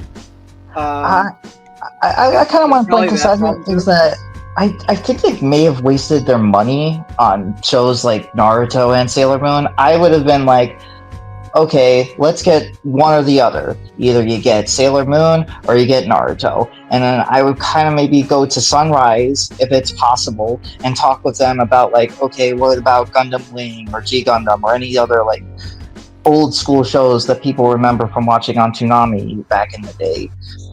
Vampiro. Yeah, shut up. But actually thinking about it, Sailor Moon, Dragon Ball, and Gundam Wing would have been a pretty good to really That would've been knock down that awesome. nostalgia schedule. That actually would have been kind of cool, actually. yeah, But again, I feel like it fits better with the Midnight Run style than 5 to 7. Yeah, all in all, like Toonami Rewind was a great idea and concept in theory, but Mhm. Just not it just executed never well. not Yeah, it's an executed well. execution Nothing problem really came out thing. of it. Yeah. I mean, this is all and it's until kind of sad because I feel like this is Yeah. the last time that Adult Swim will try anime in early hours. yeah. Yeah. Which, I mean, I get it. You know, in today's world, it's television. I would have If loved you it. want to watch I- anime at an early time point, you have access to it on multiple services these days. You don't really need to watch it from a specific time point. Those days are done. They're over with. You know, people who are willing to watch anime are late night sleepers, right? They go to bed very late. Yep. And they want to stay up to watch cool cartoons on Toonami every Saturday night. Yeah. Provide the Midnight Run on Fridays. There you go. Yeah. And Yeah, make it I the think old that's all school my thoughts on packaging. That's all you have Rewinds. to do. That's all you have to do. Yeah, that's pretty much all my thoughts on Rewind. Mm-hmm. I wanted to be successful too. I just want to put that out there. Like I was rooting. Yes. Oh, yeah, I think we were all wanted cheering it to for be it. Yeah, of successful. course we did. That- Yeah. Of course. Checker Pass I love, even though I have no chance of fucking watching that either. No, Yeah, well, like, No, yeah, and, Hecker Pass even more so actually for me. Yeah. yeah, yeah, and here was the thing with that was that because like we were still unsure of the fate of Rewind, and then just days before we got our confirmation, the biggest news for Adult Swim at least was that Family Guy is coming back next year, like on the 1st, and they're doing that whole 3-day marathon thing, and everyone's like, so what does this mean for Checker Pass and Toonami Rewind and all that? And then the first week of January, they had Checker Pass for a single hour. It's now 5 to 6. Yeah. And then everyone's like, doesn't surprise me. and then Yeah, and then For and then Checker Pass, they have ran Checker through Pass is enough of that 5 content, so it doesn't really make sense to have it as a 2-hour block anymore. They're rerunning the same episodes into the ground at this point. Yeah. And unless they Yeah. plan on pulling out more from the CM vault that they want, like there's K&D, there's Powerpuff Girls, there's Johnny Bravo, there's Which Foster's. you can't even watch on Max anymore, by the way. Yeah, there's tons of shows that they removed from that service. It's still on like Netflix, Hulu, other services where kids are actually watching. Yeah, so then like what's up with Rewind? And then the first Friday schedule, and it was just normal checkered pass and Rewind nowhere to be found. And then not long after, Toonami made the post that it's done. So Yep. Toonami's Facebook post and Jason DeMarco's Blue Sky post essentially confirmed it. Yeah. Oh well. Yeah. That's sad, but It's I kind of disappointing. figured it wouldn't last too long in this world. Yeah. Bring it back. Yeah. Midnight Run. Do it. Midnight Classic Run's pack. perfect. The old school packaging, April Fool's style. Do it. There you go. At 12 Logan, o'clock Friday, midnight. That's how you do it. Or Midnight Run. I w- Steal my idea. Do it, Jason. Logan, I noticed you were sitting pretty quiet there. What do you think of Rewind dying? I mean, it's a bummer. I mean, I said it even when they brought the thing out in the first place. Like everybody else said, the biggest problem I had was the time slot. I mean, it was less of a problem for me in a sense, just because I work from home most of the time. So the thing is, like, I get off work at 5 o'clock, and realistically, I have a TV in my office. Even if it were on earlier, I could watch it. But the problem is, like, even looking at it from the perspective of, everybody else, like, okay, I get off work at 5 o'clock, now I have to drive home. But, like, even in my case, as soon as I get off work, it's like, okay, now I have some free time. I'm not ready to watch TV. Like, I'm still unwinding from work mode. It's just, it was bad timing. And, I mean, I understand why they wanted, in that transitional slot where Checkered Past also ran. It makes sense, but it's just... the problem is, it feels like when you're trying to go, oh yeah, it's just like the Toonami you remember. Well, yeah, but the problem is the Toonami I remember was something I watched after school. I didn't have any responsibilities after 3 o'clock. So, it's like, it was a good idea in theory.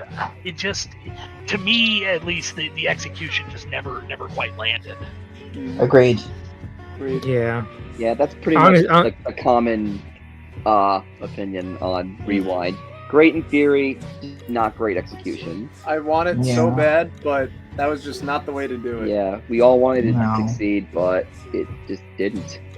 Honestly. Even the lineup was a good lineup. It's just not those hours. And I would make the argument of bring back the classic packaging, if you can.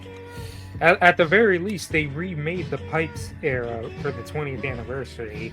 I know. They could've used That's what that. they use. But that's Um, what I mean. Like, I think that's still kind of that also kind of the fact that it was like supposed to be, piggybacking on the nostalgia, but like we said, they didn't really do that, even down to the packaging and the music. And I mean, the music sometimes on occasion, but ultimately they didn't really do any of that. And Yeah. Yeah, and to if me, that's what you're marketing, and like I said, like they were able to do the classic packaging on April Fools. I assume that's stuff that they pull from the vaults. I don't know if they edited any new content for that. No. I'm most likely not, but I'm just saying, like, get the shows that tied into those packaging. Maybe. I mean, they did. I mean, all three of those shows, original Naruto, Dragon Ball Kai didn't premiere on the old school block, I don't think. Did it? No. Well, they're more or less going by what's available to them. So Honestly, it's like but Sailor Moon, yeah. Vince's Dub, and then they had OG Naruto Uncut, and then they Yeah. had DBZ Kai. But even still, though, even though it was Kai, even if it was Ocean dubbed Dragon Ball for a bumper that they used, fucking play that. Like, Oh yeah. Those- Don't That's even like get me the- started those- with the those- comments I got when it came to Sailor Moon's dub. Yeah. Like, don't even get me started with how many comments I got. To me, Yeah. the optimal way for them to have dealt with running it, I don't necessarily have a problem with the lineup. I think what they should have done is they should have kept Checkered Past from 5 to 6, all straight through, even on Fridays. Give us Checkered Past from 5 to 6, and then run Toonami Rewind from 6 to 8. No, 6 to 8. 6 to 8. You keep the same 2 hours. That gets you to the 8 o'clock point, which is where typically Adult Swim when they would start really early, that's where you get your King of the Hill into your Family Guy stuff. That isn't a bad idea. That's Yeah, not a bad that actually idea. sounds like a Because- pretty solid idea. That would have given you the transitional out of modern Cartoon Network into the Yep. classic Cartoon Network, into classic Toonami, Into- back into classic Toonami, quote unquote, yeah. but into Adult Swim, and the thing is, I mean, King of the Hill and Family Guy have obviously been on Adult Swim for a long time, so Yeah, even classic that Toonami into classic Adult Swim. even that has a classic air to it, even though it's stuff that they just still continually run. But yeah. Then you transition into that, and then obviously later in the night, that's when I mean, it's Friday, they don't really premiere anything on Fridays, so it's kind of whatever. Mhm. So that's the thing is, to me, that would have been the optimal way to do it, because then you could have also accounted for people getting off work and having time to actually be there to watch the block. It still runs Yeah. into the problem of the actual time slot. That's the only problem with it. But schedule-wise, that makes total sense. That is an awesome idea. Not gonna lie. Yeah. All right. Well, I think we've talked about this for long Yeah. enough. So final thoughts on Rewind Dead. Yeah, So as I sad. mentioned before. Yeah, as we can all agree, in theory, just bad execution. Yeah, I want- for I sure. want And I think we back. can leave it there. I want it back. Bring it back. I mean, I legitimately have not seen it in the past few months. When I record this stuff, that is me coming home from work, Yeah. unwinding, and then booting up my PS5 to then go on YouTube TV because I have those on a DVR. To then just boot the shows up on DVR to then fast forward to the bumps, and then I'm out. But yeah, so yeah, Rewind. Sad to see. Long live Family Guy. Peter Griffin killed Rewind. So Yeah. moving on. You think that's bad? So we move on. So going down, and it was We're just more going to middling. San Diego Comic Con. So yeah, Zom 100 ended, and of course, because we can never have nice things, another slot of One Piece took its place, and then we had a marathon of My Adventures with Superman because season 2 ended, and then because we didn't know what we were getting after, and then San Diego Comic Con happened, which is when we got like the The announcement of Cock. Yeah, I was gonna say And- shout out and the- Daniel for covering Comic Con this year. We always appreciate your hard work. Yes. So yeah, to briefly touch upon this because we've already talked about it last time. Well, I know Steve and Eric weren't here for this, but yeah, two. No. Well, technically one Two. because we already knew the other one. We Yeah. already knew the other one. Yeah, you're right. You're But right. yeah, so a new Toonami original was announced called Cock Combatant. Now that's a lie. It's Rooster Fighter. And it's about a rooster that fights kaiju, and the trailer looked pretty cool. It's still going to be a CG series, which, considering the past Toonami It's a original, CG. It's the Four Horsemen of the Apocalypse. It's a CGI show. It's sole entertainment. Joseph Cho is the Jason producer. DeMarco and Jason DeMarco. The only saving grace is that Viz Media is behind it, and hopefully, is also behind it. So hopefully, they at least get a better dub. Which, that's one thing I forgot to mention when we brought up Ninja Kamui. The dub sucked. I don't know what the hell. Why do they keep getting Sentai? But we're gonna talk more about Sentai in a minute. Don't worry. But yeah, so Rooster Fighter was announced, and the trailer Yes. looks nice. Yeah, Rooster the Fighter. Rooster Fighter looks absolutely insane, It looks fun. and I am all for it.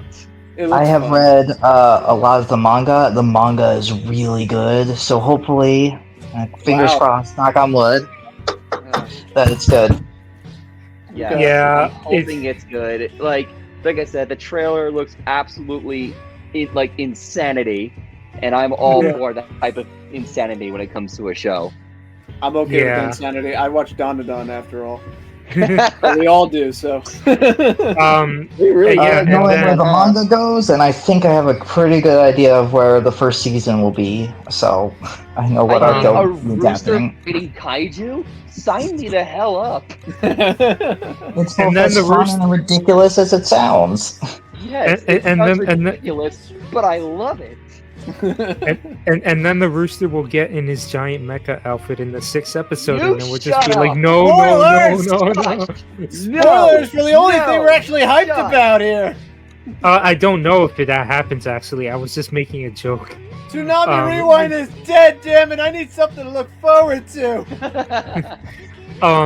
But yeah, Rooster Fighter. But then the other thing was because we knew Lazarus existed, but we didn't have any footage yet. All we had was a teaser trailer, so we got more footage of Lazarus, and it looks great. And Watanabe, Cowboy Bebop fame, I'm excited for it. But at the same time, and I'm gonna get more into this later when we talk about Uzumaki. But like my expectations for Toonami originals are just zero at this point. But I'll explain that later. Later. Lazarus. Yeah, Lazarus Please, looks promising. We'll see what happens. Yes, please. Lazarus, I beg, please, for the love of God. I mean, I hope the dub's better than the last Sentai Like, Watanabe dub. Hear me out. Lazarus, I beg, please break the Toonami original curse. Please. You're my last hope. If you I trust. And fail, no I have CGI no next, hope. please. I trust the director of Cowboy Bebop. So. Yeah, that's why I say. I mean, like, I trusted a lot of the directors of these shows at one point, and now I'm just like. But Cowboy Bebop is different. The director of Cowboy Bebop is different compared to the others. I don't know. I haven't really been particularly impressed with his later shows. Like after Space Dandy, it's just like I wasn't really big into Terror and Resonance. I still need to watch all of Carol and Tuesday, but Terror and Resonance did not do anything for me. I kind of appreciate Space Dandy more now than I did initially. I'm not gonna lie, but I'm not saying it's like on the level of like Cowboy Bebop. But if Lazarus hits Space Dandy levels, I'd be satisfied with it. Oh, that would be great if it does that. Oh yeah. Yeah. If this one flops, it's That's Watanabe. If this one flops, I have no The hope Midas. for the original. Well, Yeah. like that's Agreed. it. Here's another thing that I guess we can give hope for, because with the other Toonami originals, these were studios that were relatively unheard of. Like Ninja Kamui was the first in Sunghu Park studio, I forgot what they called it, and then Uzumaki E&H Productions or E&H. something like that. Yeah, and then Uzumaki was, we thought, Production IG, and then turned out to be a Akatsuki, but we'll get there. Actually, it was Production IG USA, and then originally it was Studio Drive or Dive. Is it Drive or Dive? The Konosuba Animation Studio.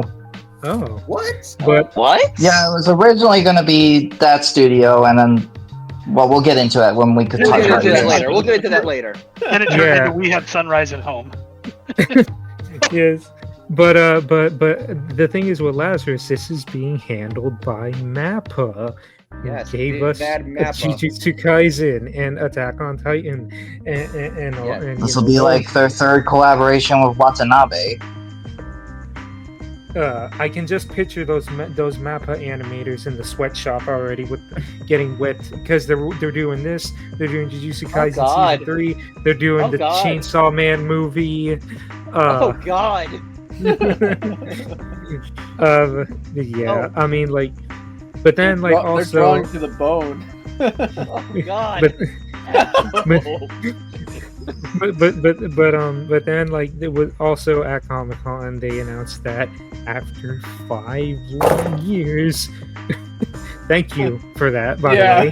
I felt like that was appropriate. Very fitting. Mic drop. After 5 long years, Uzumaki finally has a date, and we were all just like, but It's real. we're not there yet. Yes, we are not there yet because a I'm certain there other already. show I'm there. happens. I'm there. Yeah. I'm But, already yeah. there. So these announcements were cool and all, but the thing was, we still didn't know what was coming the weekend after this marathon of Superman. And then they announced a freaking Demon Slayer Mugen Train marathon, which we were like, bro, are you serious? Fine. Like, we had a Mugen Train marathon, but then I realized, wait a second, because then at San Diego, the Demon Slayer there was account a- tweeted that there was a panel, and I was like, Swordsmith Village, it's got to be Swordsmith Village. And what do you know with Swordsmith Village? Yep. Which, to talk about Swordsmith Village real quick, it is the Fine. weakest of the Demon It is Nah, certainly actually, an arc. the it next is an arc- of Demon Slayer. The next arc I would find is to be the weakest arc, because that Oh, whole thing for is just sure. building up for like the Infinity Castle Yeah. arc. So this season was Village is fine. Yeah, it's fine. It It's just, all I you know, gotta say about it, wasn't It's fine. it wasn't Very as good. strong as the last two or last three, No. I guess you can call it. No. Yeah, it's tough. It's tough to follow up entertainment. The entertainment district. Yeah, It's the- it's Yeah. hard to follow last- that up. It- But overall, It's like, an it was a fine impossible little arc. expectations. But this one was still pretty solid, though. Yeah. Yeah, it was still Not good. bad. It was, It just had impossible expectations after the last season. Yes. which, I mean, hopefully the Infinity arc delivers, but we'll probably be like 80 years old by the time the final movie even drops. Because, of course, to just tiny bit to jump ahead, yeah, the finale of Demon Slayer is a movie trilogy, which I'm just like, why? Like, this is worse than Make Attack that on money, Titan. milk that cow for all it's worth. Yeah. And the thing Exactly. is, the first of the three movies are slated for 2025, and I'm calling this right now. Half of that first movie is going to be recapping the last season, and then the Oh, other probably half will is be. gonna be- Shut up! You shut your whore mouth. But we're not going to talk about that yet because they haven't even aired Hashira training. But I'm pretty sure at least in 2025 we'll see Hashira training. But yeah, Maybe. Demon Slayer Swordsmith Village came out, but then so there was another thing that was announced at San Diego. so guys, you guys like anime, right? Yes. You guys like Rick and Morty, right? Get the cross, Steve. Not anymore. Not anymore. So it only makes sense. You want to talk about the anime industry milking their Blu-ray DVDs into multiple parts and movies into multiple parts? How about Adult Swim milking Rick and Morty? We start August with Demon Slayer, but then the week after that we got the premiere of Rick and Morty the anime. It was Ow. Thursday for the dub, but Toonami premiered the subtitled version, which wow, we're starting with a subtitled show. That's insane. Fine, Oh, but oh, the and We'll problem bring is this up it's with Rick and Ninja Morty. Comedy, but they did run the subtitled version of Ninja Comedy Yeah.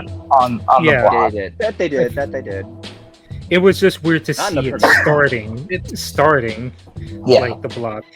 Oh, and also should note, My Hero season 6 reruns also came back at that time, but we thought we were getting something, but but not No. Rick and Morty the anime. Fart sound effects. Yes. What's this is like the the only failing thing I music have. and like Sonic Unleashed is that. It is that for that entire show. This is the only thing I have to say about Rick and Morty, the anime.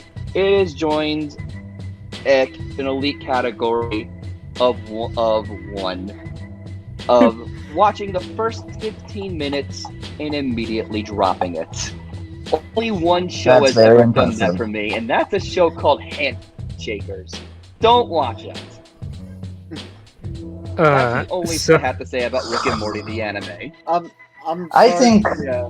I'm sorry I to think- say, but like. Oh, sorry. No, you're good.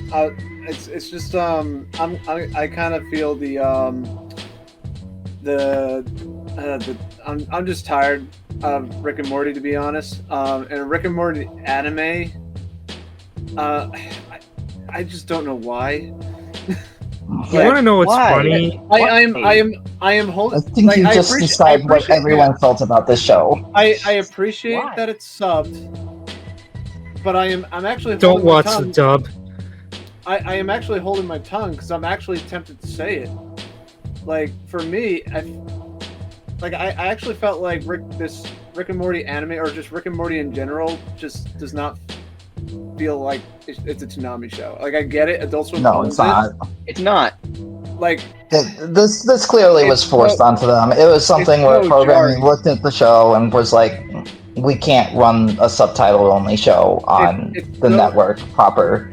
Rick and Morty, anything on Toonami just feels jarring and weird to me. Even I mean, if to it's be like fair, It was fine with the shorts. yeah, to be fair, they did air the shorts on Toonami. So as like I bumpers and get stuff, the that's logic fine. to a point, but I'm also kind of like, this show should never have aired on Toonami. It did, but that felt like a forced thing by their bosses to be like, look, we spent a lot of money on this show. We want to recoup our costs. It kind of felt like how they felt about Johnny Quest Yeah, pretty much. Yeah. to us. To us. I don't know. I don't know how they felt about it, but to us, it felt I'm like sure how for Jason yeah. I would make the assumption that I'm sure for some people inside of Toonami and Adult Swim itself, they weren't particularly happy with that show. That's just a guess. Maybe everybody in the entire offices were thrilled that it was running and that it's doing what it was doing. I don't know how it performed, but I would make the assumption that that show didn't really do too well, all things considered. And we're not alone. The reception was just extremely No one's poor. talking about it. No one really. Oh Like, no! The If you want to know how little people cared about this show, Anime News Network did not even bother to review the entire thing. They only did the screeners. And keep in mind, they also reviewed all of Ninja Kamui and they reviewed all of Uzumaki. So that should tell you everything you need to know about how this show performed. And also, it's just like, you just don't hear discussion on it online. Like, I think there were like a few AniTubers who talked about it, and that was it. I know. This I know. show- That I hear around it is that how bad This show has to be like the biggest thorough non-event anime of the year. Like, it was a It's show certainly nobody one of asked the- for, nobody wanted, and nobody watched. It's certainly one Rick of and the Morty- anime that aired this year. Rick and Morty is dangerously getting to Rick and Morty fatigue, which is dangerously close to the equivalency of Call of Duty fatigue. Oh yeah. Well, you want to know what's crazy for me, because I do watch this show, although like ironically, because I was getting burnt out and I dropped after season 6, because I just felt like we kept getting lower and lower and lower, and then season 7 came out. That was the first season without Royland, and like he got replaced, and Yeah. I just didn't watch it because I was honestly burnt out. I'm like, whatever.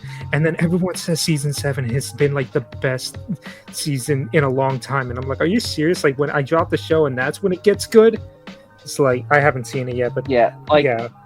going back to what Sam said of nobody asked for this show, even like Yeah. my friends who were casual, who are Rick and Morty fans, watch the show, they keep up with it. Even they were saying, why does this exist? Yep. Why is this a thing? Why Yeah. does Rick and Morty need an They're anime? trying to.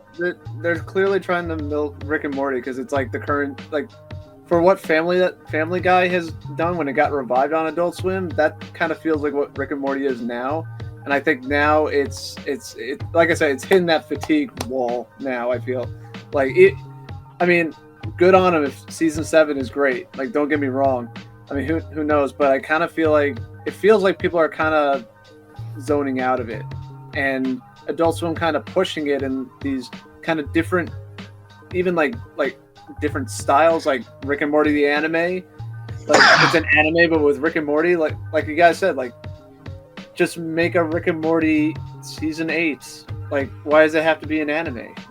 why? Yeah, why like, is the it- shorts why- are fine. I mean, they were Shorts are still fine. hinting at season 8, and like we all said, like, the shorts were fine, but Yeah, full-length like anime? Adult Swim tried selling the show as like from the director, from the visionary mind of Takashi Sama. It's like, who the fuck is that? Nobody knows who that is.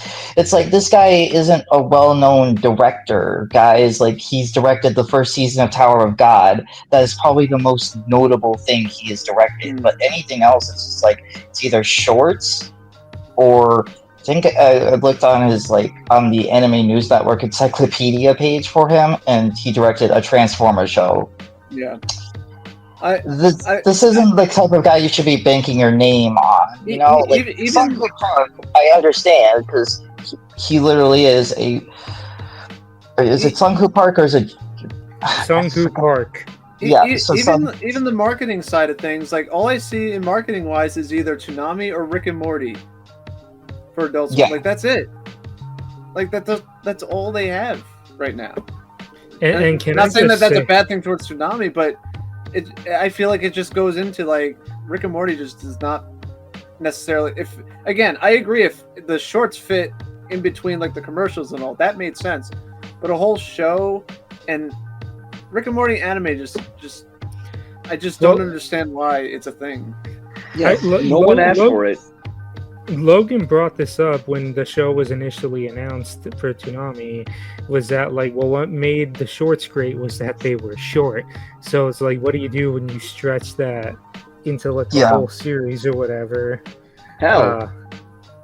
I will say for this show in particular, Rick and Morty anime is like one of the most is the worst experience I've ever had watching a show, and I saw all 10 episodes, and I can tell you, I never had an ounce of fun watching it. You know, I am and so sorry, Sam. You know, and I was also gonna say, and you know what? Here's I'll be a little nice here. Is that I can definitely tell that Takashi Sano is a big Rick and Morty fan. You can see that from just watching the show, but I don't think he translates the show into an entertaining watch because it's just not fun to watch. It wants to be a serious drama, but it's not a compelling drama, and it doesn't have enough fun for me to really get engaged with it. Even just for reference, my anime list. I'll hold my tongue. Just for reference, my anime list still has not put this show on their website. You cannot add it to your anime to your Amalek. Well, they did that with Scott Pilgrim too. So and Scott Pilgrim was a fucking great show. Yeah, Scott Pilgrim was great. Rick and Morty, the anime is ass. Yes. Yeah. Sorry, Logan, you were saying? No, I'll paraphrase. You know, you made a comment when the marathon aired this weekend, and you said, y'all ready to get riggedy wrecked? And like I said, you mean like how they show riggedy wrecked any interest I might have had remaining in Rick and Morty as a franchise? Because, yeah, that's what it did. And of course, it was another glorious anime by Jason DeMarco, Joseph Cho, and Sola Entertainment. They're all over the opening. I mean, man, I know we weren't going to go into this, but like Soul Entertainment, man, you've entered my shit list for a while now. Because until you actually put out something halfway decent, I just Yeah, like I had no interest in Rick and Morty in general before Rick and Morty the anime happened. Now I'm never even gonna touch Rick and Morty after the anime happens. Despite all this, I still love Ramta. Rick A. Moranis, the actor. Good actor. Good comedian too. And last podcast, I said, thank God Toonami never played the dub, and well, Toonami played the dub, like in the rerun slot. And can I just say, because the immediate thought that goes through my head was, you idiots! These are not them! You captured their stunt doubles! Yes. That is basically what they did there, because it's like, look, I don't mind the fact that they wanted to give this an English dub, but if you really wanted to sell this thing, you should have made it a union dub and you got the original cast back. Yeah. They got freaking Sentai on Rick and Morty. It's so weird hearing Lucy Christian wanting Morty. The more and more we're shitting on it, the more and more I'm getting more visuals of the show. And I'm like, geez, I was able to watch home movies or first season of Simpsons, and it was more appealing to look at than that show. Oh, just everything. It's just wow. And it was also like, I feel bad saying it, but it's true. I feel like it's true. Like at least some of the other shows, I was actually kind of interested, and I fell off from it because of just life and everything. Like Rick and Morty, the anime, I watched one episode, and I don't even remember that one episode. I didn't care. It did nothing for me. It's that I feel like forgettable. you're describing how everyone felt about this show. Is like you watch an episode, it's not for me. Yeah. And I made this joke last podcast too, but because Lucy Christian plays Elle, the girl that Morty loves, and that she keeps showing up throughout the show, and it's literally just the voice she uses for Ochako from My Hero. So like every time I keep thinking that this is I feel like that's shitty, like literally shitty. Like this entire year, like her character in Ninja Kamui was also like her voice was pretty much the same as her Nami or Ochako voice. And then there's also Suicide Squad Isekai, where she voices the princess in the dub for that. I did not see the dub. That's a show Suicide I'm sad we didn't get. I haven't. Man, why couldn't we get Suicide Squad Isekai instead? That was actually a decent that show. was actually good. I still didn't see it. That was an anime with Jason's name on it. That was good. That could have. It was really good. The one show we didn't get. Yeah, I mean, yeah, he has to Maybe market one shit. day. Maybe one day. What was I gonna say? No, so I'm just like, this is someone's shitty fan fiction of pairing Morty with Ochako from My Hero. She gave up on Deku. She went for Morty now. Help. From one loser to the next. Good job. Well, I guess like to wrap this section up, any final thoughts on Rick and Morty the anime? I would Sorry. say, The anime is a waste of time. Don't watch it. yeah, don't watch it. You know, Yeah. it's fucking bad when it's on Watch Mojo's #1 list of unwatchable animes. Well, damn. It was that number one. sucks. I just compared it to home movies and the first season of The Simpsons. Please don't watch it. I mean, I said that about Ninja Kamui, but that Rick and Morty anime was at #1 in there. Phantom, I made an animation comparison to home movies. Okay. I know you did. Like, I mean, I only watched like 2 fucking episodes of the. no, I know. I'm Rick and just Morty anime. saying. It's terrible. I think So- it was only me and Sam too who actually sat through the entire show. Yeah, I sat through it. You poor souls. Like, do you guys need to talk about it? Like, And the- I'm I'm no, going to therapy, I mean, so it's my- I'll see it's you all my and job. make it out of there. We are doing them a favor moving on. We just talked about it. We got everything out. We're good.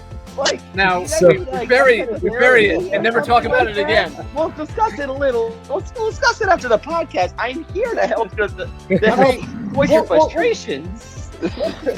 Better help. How about that? So we move on, and a very monumental thing happened in the end of August 31st. The episode 500, aka the series finale of Naruto Shippuden, aired. Naruto Shippuden, after 10 years, finally came to an end. Yes, episode And- 500 aired unceremoniously. Unceremoniously, Toonami did absolutely nothing. That's like the I mean, they For a did have show like a like- special intro the following week, but it's like that's a little too little too late at this point. guys. like it like One Piece had a send off when it got canceled initially, and then when it came back, it had a freaking sea shanty, and it's just like, you guys are telling me you couldn't do anything for Naruto Shippuden. It went out the same way it went in, with no fanfare. Agreed. Yeah, and yeah, No, so it's like, old, sh- too good. so So part of me kind of wonders if they even really wanted Shippuden. I mean, I'm sure they wanted Shippuden, but it's like, did you really want it, or did you just want to give Disney the middle finger for airing it?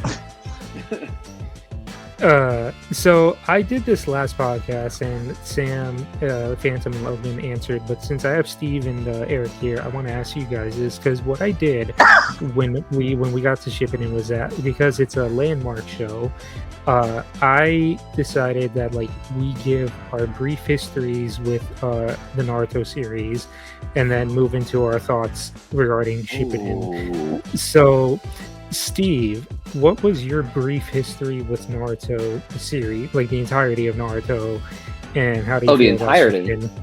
Yeah, Okay. like the Oh, Naruto okay. franchise, like the series as a whole. I mean, Naruto is one of the series that got me into anime in the first place. You know, with like almost every other other person that watches anime these days. You know, it was one of my besides Dragon Ball, it was one of the shows I remember on Cartoon Network era Toonami. So, and it was actually the first manga I ever bought. I don't have it anymore, but it was the first manga I ever bought. I don't remember which chapter it was, but it'll always hold a special place in my heart. And some of y'all might call me crazy when it comes to Shippuden, but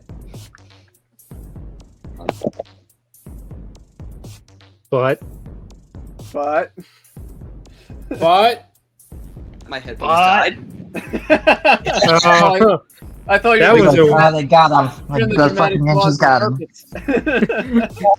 they got him. I watched Naruto Shippuden for the first time on Adult Swim era Toonami from start to finish. I didn't go to a streaming service. I was fully patient. My 10 years of watching Shippuden my first time was solely through Toonami.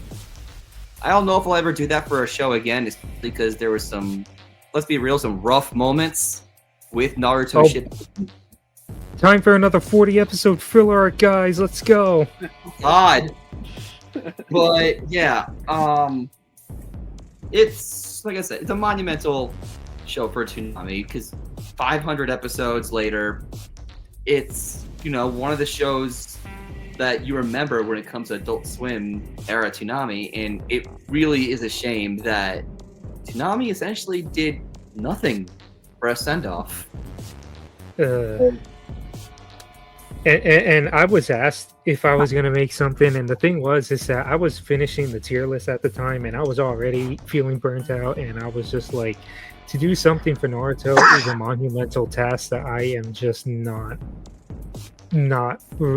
mentally ready to even take on, because it's just like, it's been going on for so long, like God.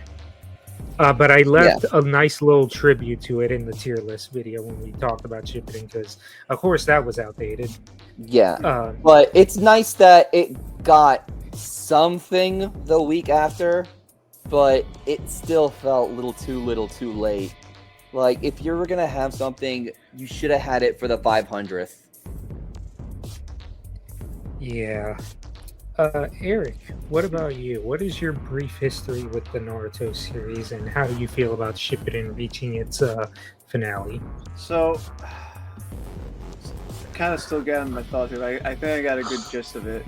But, so, Toonami basically introduced Naruto to me when its original air.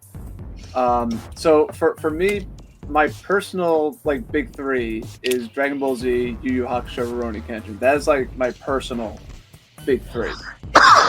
But for me, if I'm talking about Toonami as a whole, greatest additions of all time, it's Dragon Ball Z, Naruto, One Piece as the biggest additions that the block has ever had, and that's even including its original run, in my personal opinion. And so I got introduced to Naruto during its original run.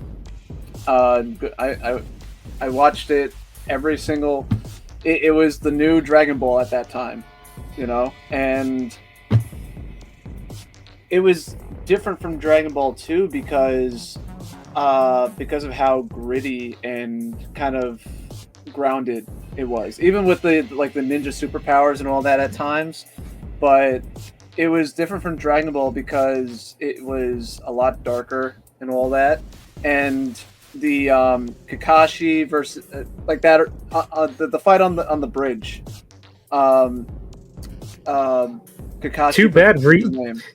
Too bad. Rewind. Skip that. Zabuza. Zabuza. Yeah, that is to me that's a battle that's just burned into my skull, because I remember watching that when I was a kid and just whoa.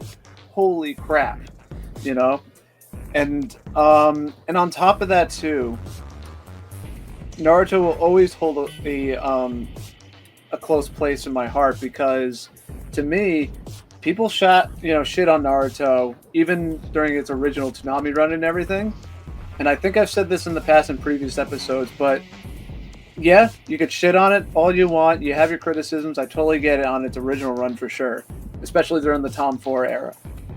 But part of the reason why that is because for me personally, and it's why, you know, even though I haven't contributed as much to Toonami Squad in the last few years and all, but originally I was so passionate about the Bring Back Toonami movement, you know, all that Toonami Squad and everything that I have contributed to the Toonami community, every little bit that I did, is because, in my opinion, Toonami is an important piece to have on TV, because I've said it multiple times. It kind of has saved my life in a lot of my darkest moments, and it's because of everything that was provided onto Toonami.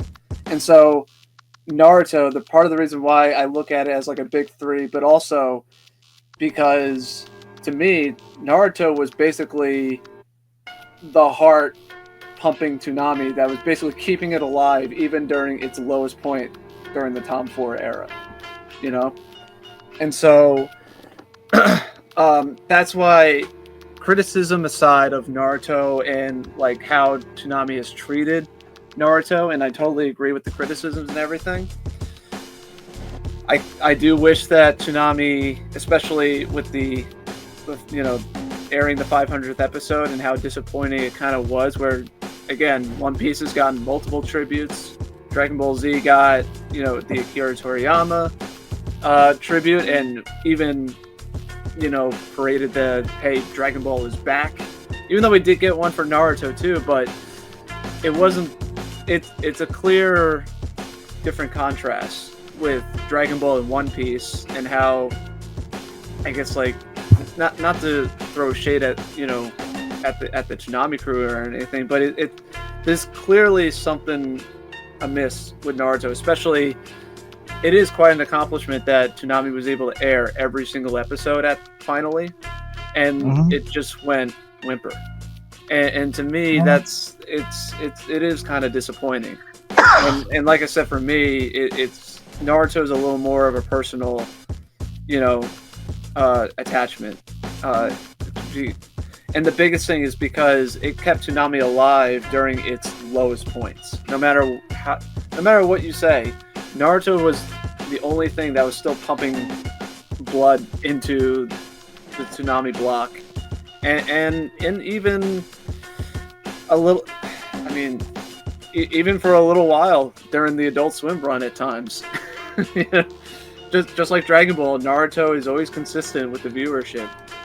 So, and I think it deserves a little more respect within you know, the tributes and all that. Personally, yeah.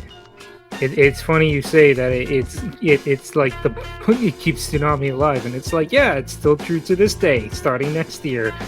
Yeah.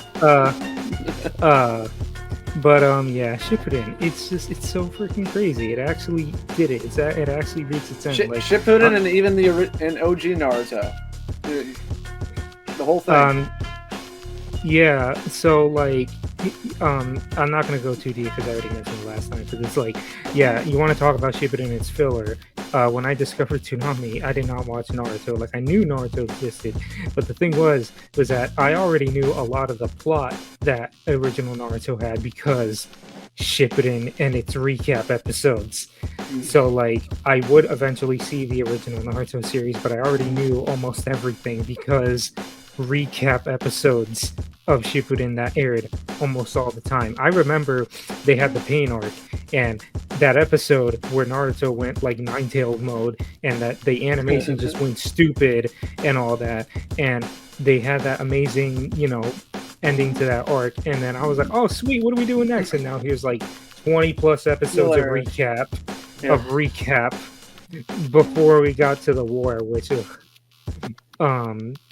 but I mean, I also have to credit it because it got my brother somewhat into anime. But like, I'm not going to go all the way into there because I'd mentioned it a couple times.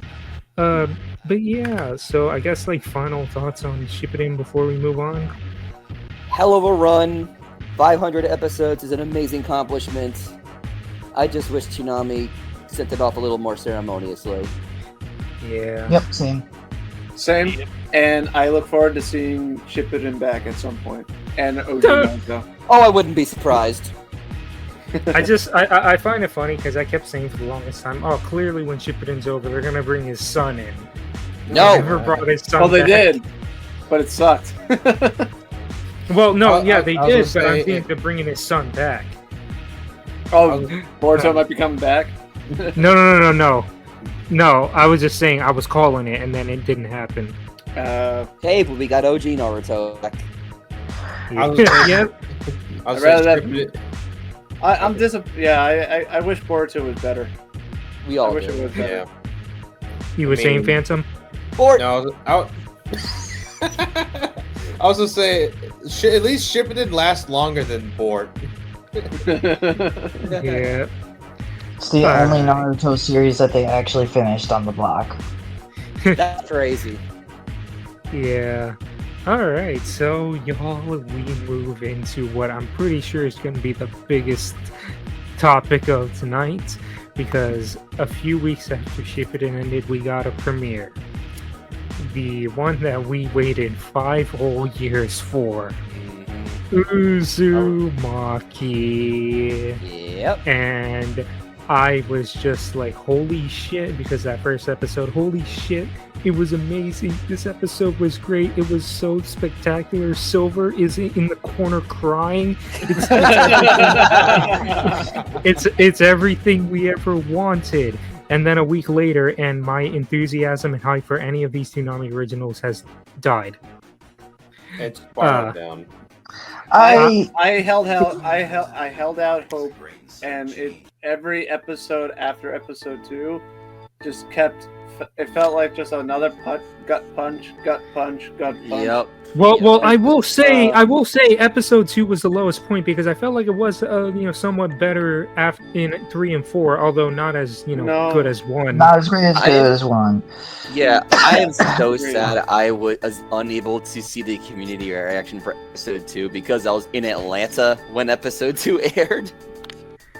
And the thing was too was that we didn't really pay attention the night it aired because I was doing like recording, and we were watching, but like none of us really paid attention to how it looked because we're reading white subtitles with no borders or backgrounds. Yeah. Yes. Yeah, thank Like you I for was that, on Adult my Swim. I was on my flight back to Jersey, just reading your comments. And my thought was like, it can't be that bad, Oh man, I right? remember when Episode Sam 2 1. thought Yes. it would be like yellow subtitles, and like, no, the screener that they sent me was all black and white. Yeah, I was don't just know if thinking, the screener would be no. different than what they would be premiering. Yeah, like And I the was worst reading part your was they looked comments. worse than the screener. Like I was reading your guys' comments on my flight home, just thinking it can't be that bad, right? Episode 1 was spectacular. Go home. Yeah. Oh, it's that bad. Oh, it's Yeah, that bad. episode 2, It just like, get worse after every episode. That's the most disappointing part. I'm I willing think it to have a improved back. debate on that. I still think episode 2 was Because the I lowest think point. for, Is it worth debating it? I mean, I'm willing to have that debate because I liked Uzumaki for what it was. And granted, like, yes, we can talk about its history, the baggage that came with it. Yeah. I still think what it did was to set out to be a decent horror show, and in my personal opinion, I think it managed to be a decent little horror show. That Is it, I can, is I it can a agree with masterpiece? that. No. Let me be very clear here when I say this. Like, I think people saying it's the worst show of 2024. Calm down. Yes. Calm down with that. Like, it's not No. nearly the No, worst show. that's Of an this. overreaction. It's no. the most disappointing show. Yeah. Yes. Yes, but exactly. I Yeah. won't say that We it's waited- the worst show. Yes, we waited 5 years for this show. Like, and what we got from episode 1 was this was worth a 5-year wait. But everything after that, again, I asked myself, what happened? What the Yes. hell Yeah. happened? A slow decline in quality. And By the final and now- episode, I forgot how to animate movement. Yes. it's funny because earlier I said Ninja Kamui was the most disappointing thing, and then Uzumaki came out, and it's Yes. just like I went deep into this last podcast, and I'm not gonna overextend myself again, but like this Uzumaki essentially killed all the hype and faith I had in any future Toonami originals because And I ever think, since then, I just don't care anymore. Lazarus Rooster Fighter, my expectations are zero at this point because at this point, I'm tired of getting excited for these when Yes. we've been Fair. proven wrong on how many times they've been so disappointing. Like, Yes. yeah, and I don't think you're alone on that because I've seen so much discourse online about this, and yes, online is a bubble, but I do think that is starting to seep into public perception a bit because these originals now have a stigma against them, and Oh, for now sure. it is up for Toonami to prove people wrong on that. Now it's Lazarus because people Yeah. now have this expectation that Lazarus has to be perfect, and I'm like, Like Lazarus does have a lot of pressure. Yeah. there's a lot of pressure on that show to deliver. Will it deliver? I mean, we'll find out. Well, The yes, end only time will very tell. But soon-ish. I do agree with your but- point of, yes, Uzumaki was an incredible disappointment, but it's not the worst show of 24. Yeah. No. Far from it. I Not was when you have also Ninja gonna Kamui and Rick and Morty there. Yeah, Oh, at yeah. least, like I would you debate said it. Rick and Morty. Yes, Rick and Morty. That's the worst show. But like Uzumaki, like you said, Sam, it does what it needs to do. Animation be damned. It told Yes. a horror. It was set to tell a horror story. It told a horror story and a decent horror story. Yes, and I get that some people were like, well, it's not following the manga exactly, but even if you go back to like even the earliest productions of the show, they're completely telling you straight up, this is not going to be a one-for-one for the manga. They had to change things up, switch things around, and I think for the most part, they succeeded in doing that while still telling the story that they wanted to tell. Well, And it's I like, think that I'm one of those people where, when you see like a Hollywood adaptation of like a book series, like The Hunger Games or whatever, I went and saw some of those movies with a friend of mine. She read the books, and we got out of the movie. She's sitting there complaining about like, well, the book did this, and the book did this, and the book did this, and the movie didn't do this, and they changed this, and they changed this, and I'm like, okay, but that's necessary because they're two different mediums. well, yeah, it's like if I wanted to read the book, I'd just read the book. I wanted to watch an adaptation, and yes, they made changes, but they were necessary changes. And if that's the thing is, I don't want something that's one-to-one because, like I said, I then can you just get read the fucking Shenmue the book. animation. So it's like, that's the thing is if why would I want the anime to be one-to-one with the manga when I can just read the manga? Like they used to do these motion comics where they'd like take the panels and like Photoshop them and like separate the characters and like pseudo animate them. Isn't that just Blue Lock Season 2? I was just about to say that. At least Blue Lock delivered on its last episode. But like the thing is, Damn, you're shooting fire here. if I I know. wanted like an Uzumaki manga like motion comic, okay, fine, make that. Like, but the anime adaptation is not what I was looking for. Like, I wasn't looking for that to be one-to-one with the manga. I was looking for something that was based on the manga, and it delivered on that. Yeah. Like, there were some plot beats that probably could have had a little bit more on them, and maybe some other stuff short. That's all nitpicky stuff though. Like for the most part, like you said, it set out to do something and it did it. And yeah, the animation was a disappointment. The writing, the voice acting, that was fine. That's my biggest. Yeah, that was yeah. fun. Yeah, Like, don't get that's my Logan biggest started thing. on the subtitles. No, I mean the subtitles were garbage, and I mean I'm sorry, but when I have to turn around and make a clone of Adult Swim subtitles that actually have a border and a shadow so that like they can be read using the freaking streaming versions to make that, I'm sorry. I mean, yes, I'm employed in subtitle editing. I know what makes like readable subtitles versus non-readable subtitles. Those were piss poor, and I'm sorry. I don't know who styled those, but you did a terrible job. You did a fine job with the translation. The editing on them was good. Like no complaints there. But visually, you done fucked up because I mean I'm sorry. You've got a black and white show, and you're not going to include at least something to contrast it. Like I understand not using yellow subs. Like that's totally fine. It's not the call I would have made necessarily. But I get it because you're trying to present a vision of, that was their big thing, was we're making this show in black and white to be like the manga. Having glowing yellow subs would have been kind of irritating to read. Yes. So I can respect the decision to stick with white, but you have to make them readable. And I mean, that was the thing, was we saw it on Twitter during the broadcast of the first episode. There were dozens of people going, is anybody else having trouble reading this like I am? And I was one of them. Like when I reviewed the show, because I got the screener from Adult Swim PR, thank you, Adult Swim PR. One of my complaints was just like I could barely make out the subtitles in that screener because it's just like it blends into the background, and it's just like I can't read it sometimes, so I get lost just trying to like find out where I am in the show. And which is kind of like the screenshot of the screener that you sent me when you mentioned it.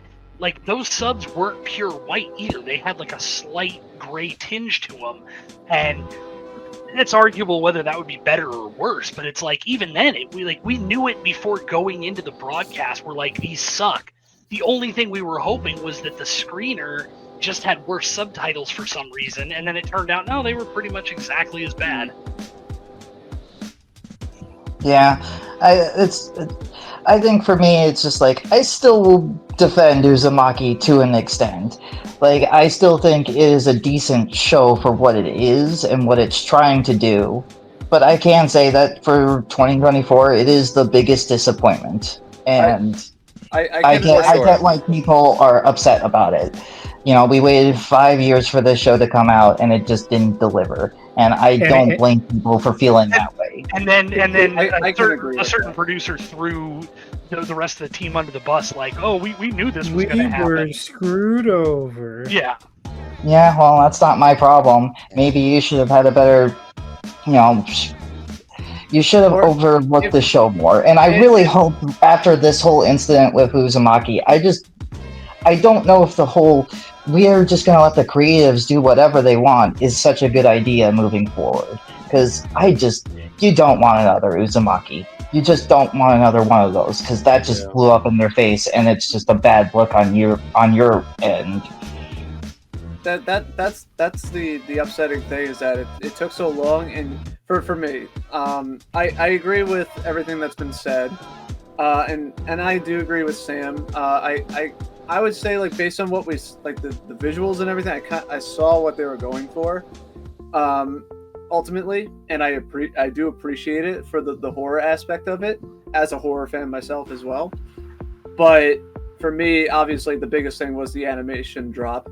And if that was the case, and like, the guy came out and like basically threw the production team under the bus and everything, if you ask me, and I totally get it because they did it multiple times, if it was that bad, you should have delayed it again and got it up to snuff.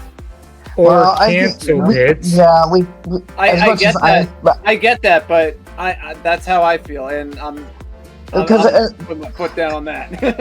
my feeling on that is that I don't think they were going to delay it again. I think it was a matter of, we've already sunk in enough time and money and resources into the thing. So it's like, it's a business at the end of the day. They're kind of thinking, we need to make our money back off of this. It's airing whether it's ready or not. Yep. And it clearly is not ready. That was the point that I was going to make. That I totally get that, but the fact that the animation quality dropped that severely from episode to episode, and like it's such a difference compared episode 2 to the final episode, and it should not, in my opinion, I get it because they delayed it multiple times, but it shouldn't have been like that, in my opinion. But I do lean on you, though, that the sentiment of defending it to an extent, but even still, the way it was executed and the product that we got, still, I think it should have stayed in the kitchen a little bit longer. I think the sad thing is that they'll never live it down, because people will bring up, like, well, you in 2022, when you delayed it again, you had a note that was like, we wanted to make sure that this is a quality product. Really now. And yeah, Not to mention, Jason's post got so viral that IGN covered it, and so many. Yeah, other IGN, news Kotaku, outlets. like Saber what Spark. the I am because convinced. that's what I- gets me about it too. Is that I they were am trying to so- push it. I am solely convinced that he's leaving social media just to prevent something like that from happening again.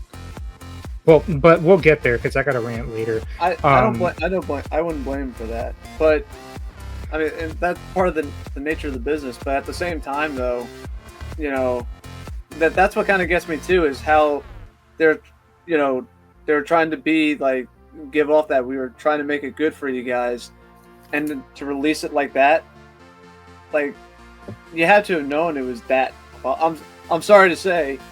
But, I'm sure they know what they had. Because if you go back and look at any of the trailers that they released, it's just like it's all episode 1 footage. All they showed was episode 1 with like a sprinkle of the others. Because I see this.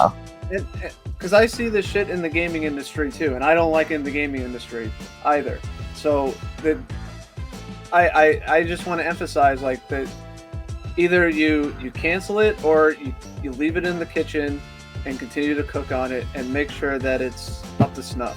Not this like we're trying to make it good for you guys and then you release it like that. Just hard no. Like that can't happen again. Straight up. No. Yeah, and just like, well, I guess one other positive to give this show, because I didn't mention this last time, mainly because the English dub, unlike the other Toonami originals, was actually really good because it was done by Bang Zoom and they actually had some talented people behind it. No offense to the actors. It's probably because IG USA probably paid for that English dub, whereas Adult Swim itself paid for Comedy and Rick and Morty's dub. Abby, I have not seen the English dub. At the time of recording, there's a marathon on Saturday that will be showing the English dub, so I actually am excited to see that. And they barely even marketed the dub too, because like all it was advertising the subtitle because they were gonna aired the dub the following Thursday, and that's when they give promo for it. So like the dub barely got any promotion, but it's actually really good. Abby Tra, who plays Shizuka in Zom 100, Nezuko in Demon Slayer, and she's recently Momo in Dawn to Dawn. Plays the main character Kyrie. Robbie Damon plays her boyfriend, and there's a couple other notable actors. And so just to I guess like wrap this up because I want to bring this up. It's a little funny story. All right, so because I was out the following weekend after it ended, because I was at my brother's wedding, and I was staying in an Airbnb. So the night before the wedding, they ironically had a marathon of Uzumaki English dub, and I was like, let me put this on. I was staying on the couch, and then my mom came out because she needed to get to steam some of the clothes. Oh no! Because she wasn't paying attention to the entire thing because she had to divert attention. Ironically, the most grotesque moment, the one that got Silver holding up the cross. I had to like when that happened, I had to like put the TV guide up to like block most of it. But I want to say that it's kind of weird that she somewhat was paying attention to it, and I'm just like, because I've mentioned multiple times that like I can like you guys have some of y'all have the ability to show anime to your relatives and all that. Me, it's a different story. I mean, my brother recently got into it, and my sister to an extent opened up. Like I showed her My Hero. I recently showed her Oshinoko. But it's like but it's also like I could never do that to my parents. The closest I got was I showed my mom live action One Piece without telling her that it's an adaptation of an anime, and she was actually but the point is she was somewhat into it, and then when the show ended she was like, what happened? I was like, well, they gave into the curse, and she was like, well, that's stupid. And I was just like, I was not expecting this. But yeah, let's all in all, Uzumaki was worth it for Silver's reactions alone. Yes. Yes. So we start moving into the current day. So then November came, and they announced Invincible Fight Girl coming to Toonami. That was like the next big premiere after Uzumaki, which we'll give our thoughts on the finale in a moment. But like, so that happened, and then there was another event happening. So what? And I saw Aniplex had a panel, and I was just like, guys, Aniplex has a panel. Considering Aniplex have been supplying Toonami, Yet again, Anime NYC. Yet again, Anime NYC. And yeah, and that happened last year. So we're gonna get an Aniplex announcement, and then we got not one but two Aniplex announcements, with Blue Exorcist making a return, rerunning season 1, which some people want to groan at, but at the same time, I've never seen Blue Exorcist. So I was like, you know what? I'll save it for Toonami. I'll have Toonami, because it's been a minute since I've actually seen a show on Toonami that I haven't seen before. So Blue Exorcist, and Mashal, Magic and Muscles, which I've heard a bit about, but I never fully saw it. Steve could probably tell you more because I know he's seen it. Yes, sir. But yeah, and I'm just like, I guess brief thoughts on Mashal, but Jesus Christ. Christ. With Mashal, what's it called? I was joking about, hey, this would be a cool show for Toonami, like back in January when season 2 was airing. I didn't think it actually happened.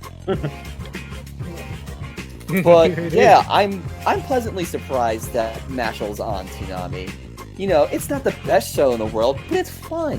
It's a fun show. It's basically One Punch Man meets Harry Potter. I love it.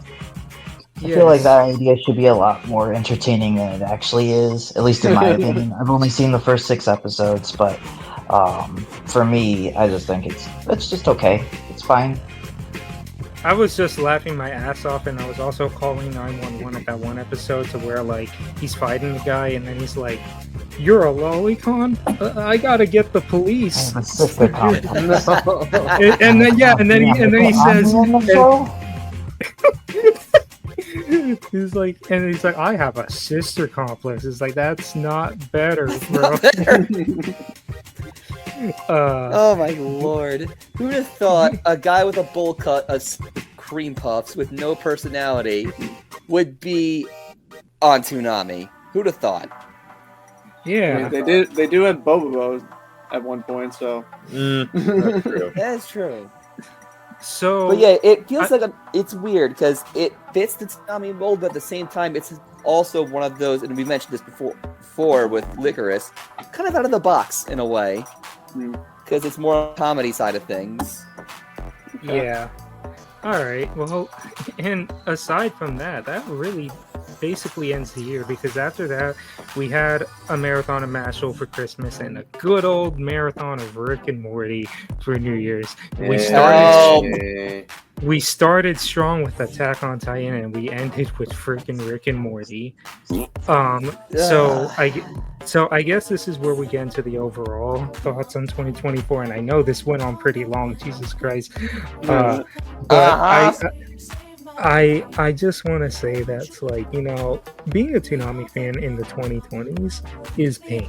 It's just pain. It's just like, why? Like, what the fuck is like? Because it's like at this point, when a show ends, we're not expecting a show to replace it. We're just expecting more One Piece or more Dragon Ball to replace it. It's so wild how, like, back then we would be like, oh hell yeah, a new show coming, let's go, and all that. And like now it's like those are few and far between now. Like, very few and far between. It feels so rare whenever we actually get a show announcement, even a seasonal announcement, because it's just like, what the hell? And I'm just sorry, these originals are not doing it. And I want to say this year really killed me more than any other years have, for the originals in Ninja Kamui and Uzumaki, and just for the lack of freaking, you know, content that we were getting. And the highest points for me were Zom 100, My Adventures with Superman Season 2, and to an extent Uzumaki. And that's really about it for me.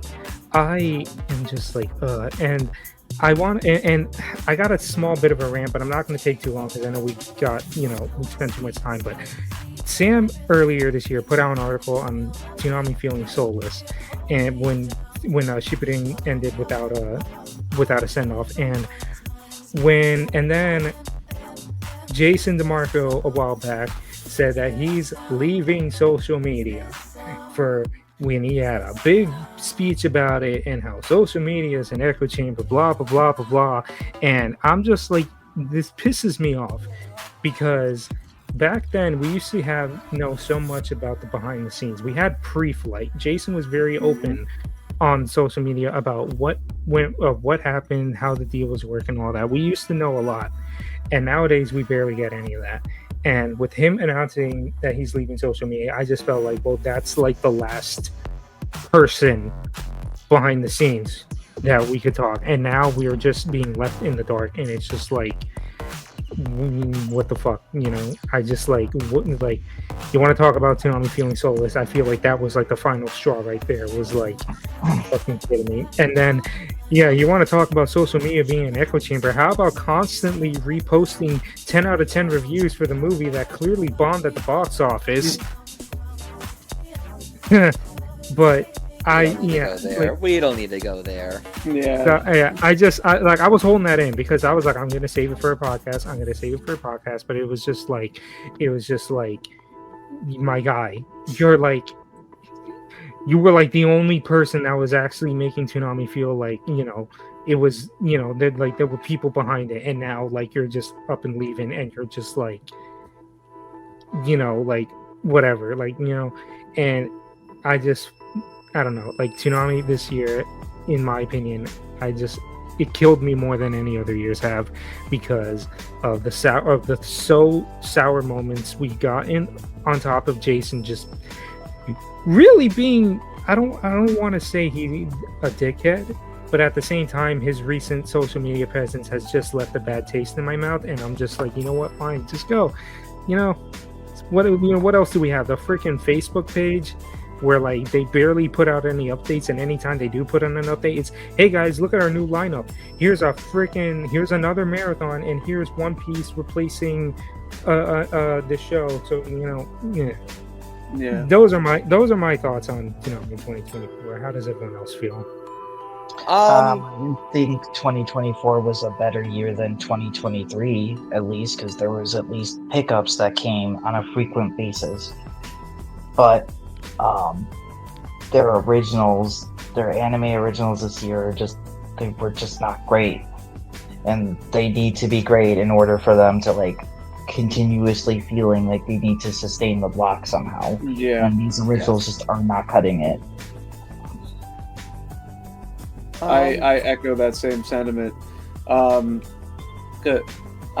be honest, like, even though with work and everything, a lot of times I kind of fall asleep during the block. I'm not gonna lie, because there's nothing really on there that's kind of caught my interest. Like, I agree. I echo the sentiment that like Zom 100, I was pumped for that, super pumped for that. But like other than that, if I'm up, I tend to just watch like Dragon Ball or One Piece when that's on. But I agree with the originals being a massive disappointment, because the block isn't. I try to watch, but a lot of times I'm kind of just falling asleep during the broadcast, and and I'm just like, it's okay for me to fall asleep, because it's either I'm missing Dragon Ball, One Piece that I've seen many times, which I don't mind watching again, but I'm not missing anything. And a lot of the cases with the other shows is that I'm not engaged with them. I don't care about them. Superman, I did a little bit, but like I said, I still have my criticisms towards it. It's fine, but I would argue that it's definitely one of the better shows that have come out, but I still don't think it's like, I was more excited for Zom 100 than Adventures of Superman. I'm not going to lie about that. I think they kind of need they either need to step up on some of the bigger shows, or get their ass into gear with the originals, and improve them somehow.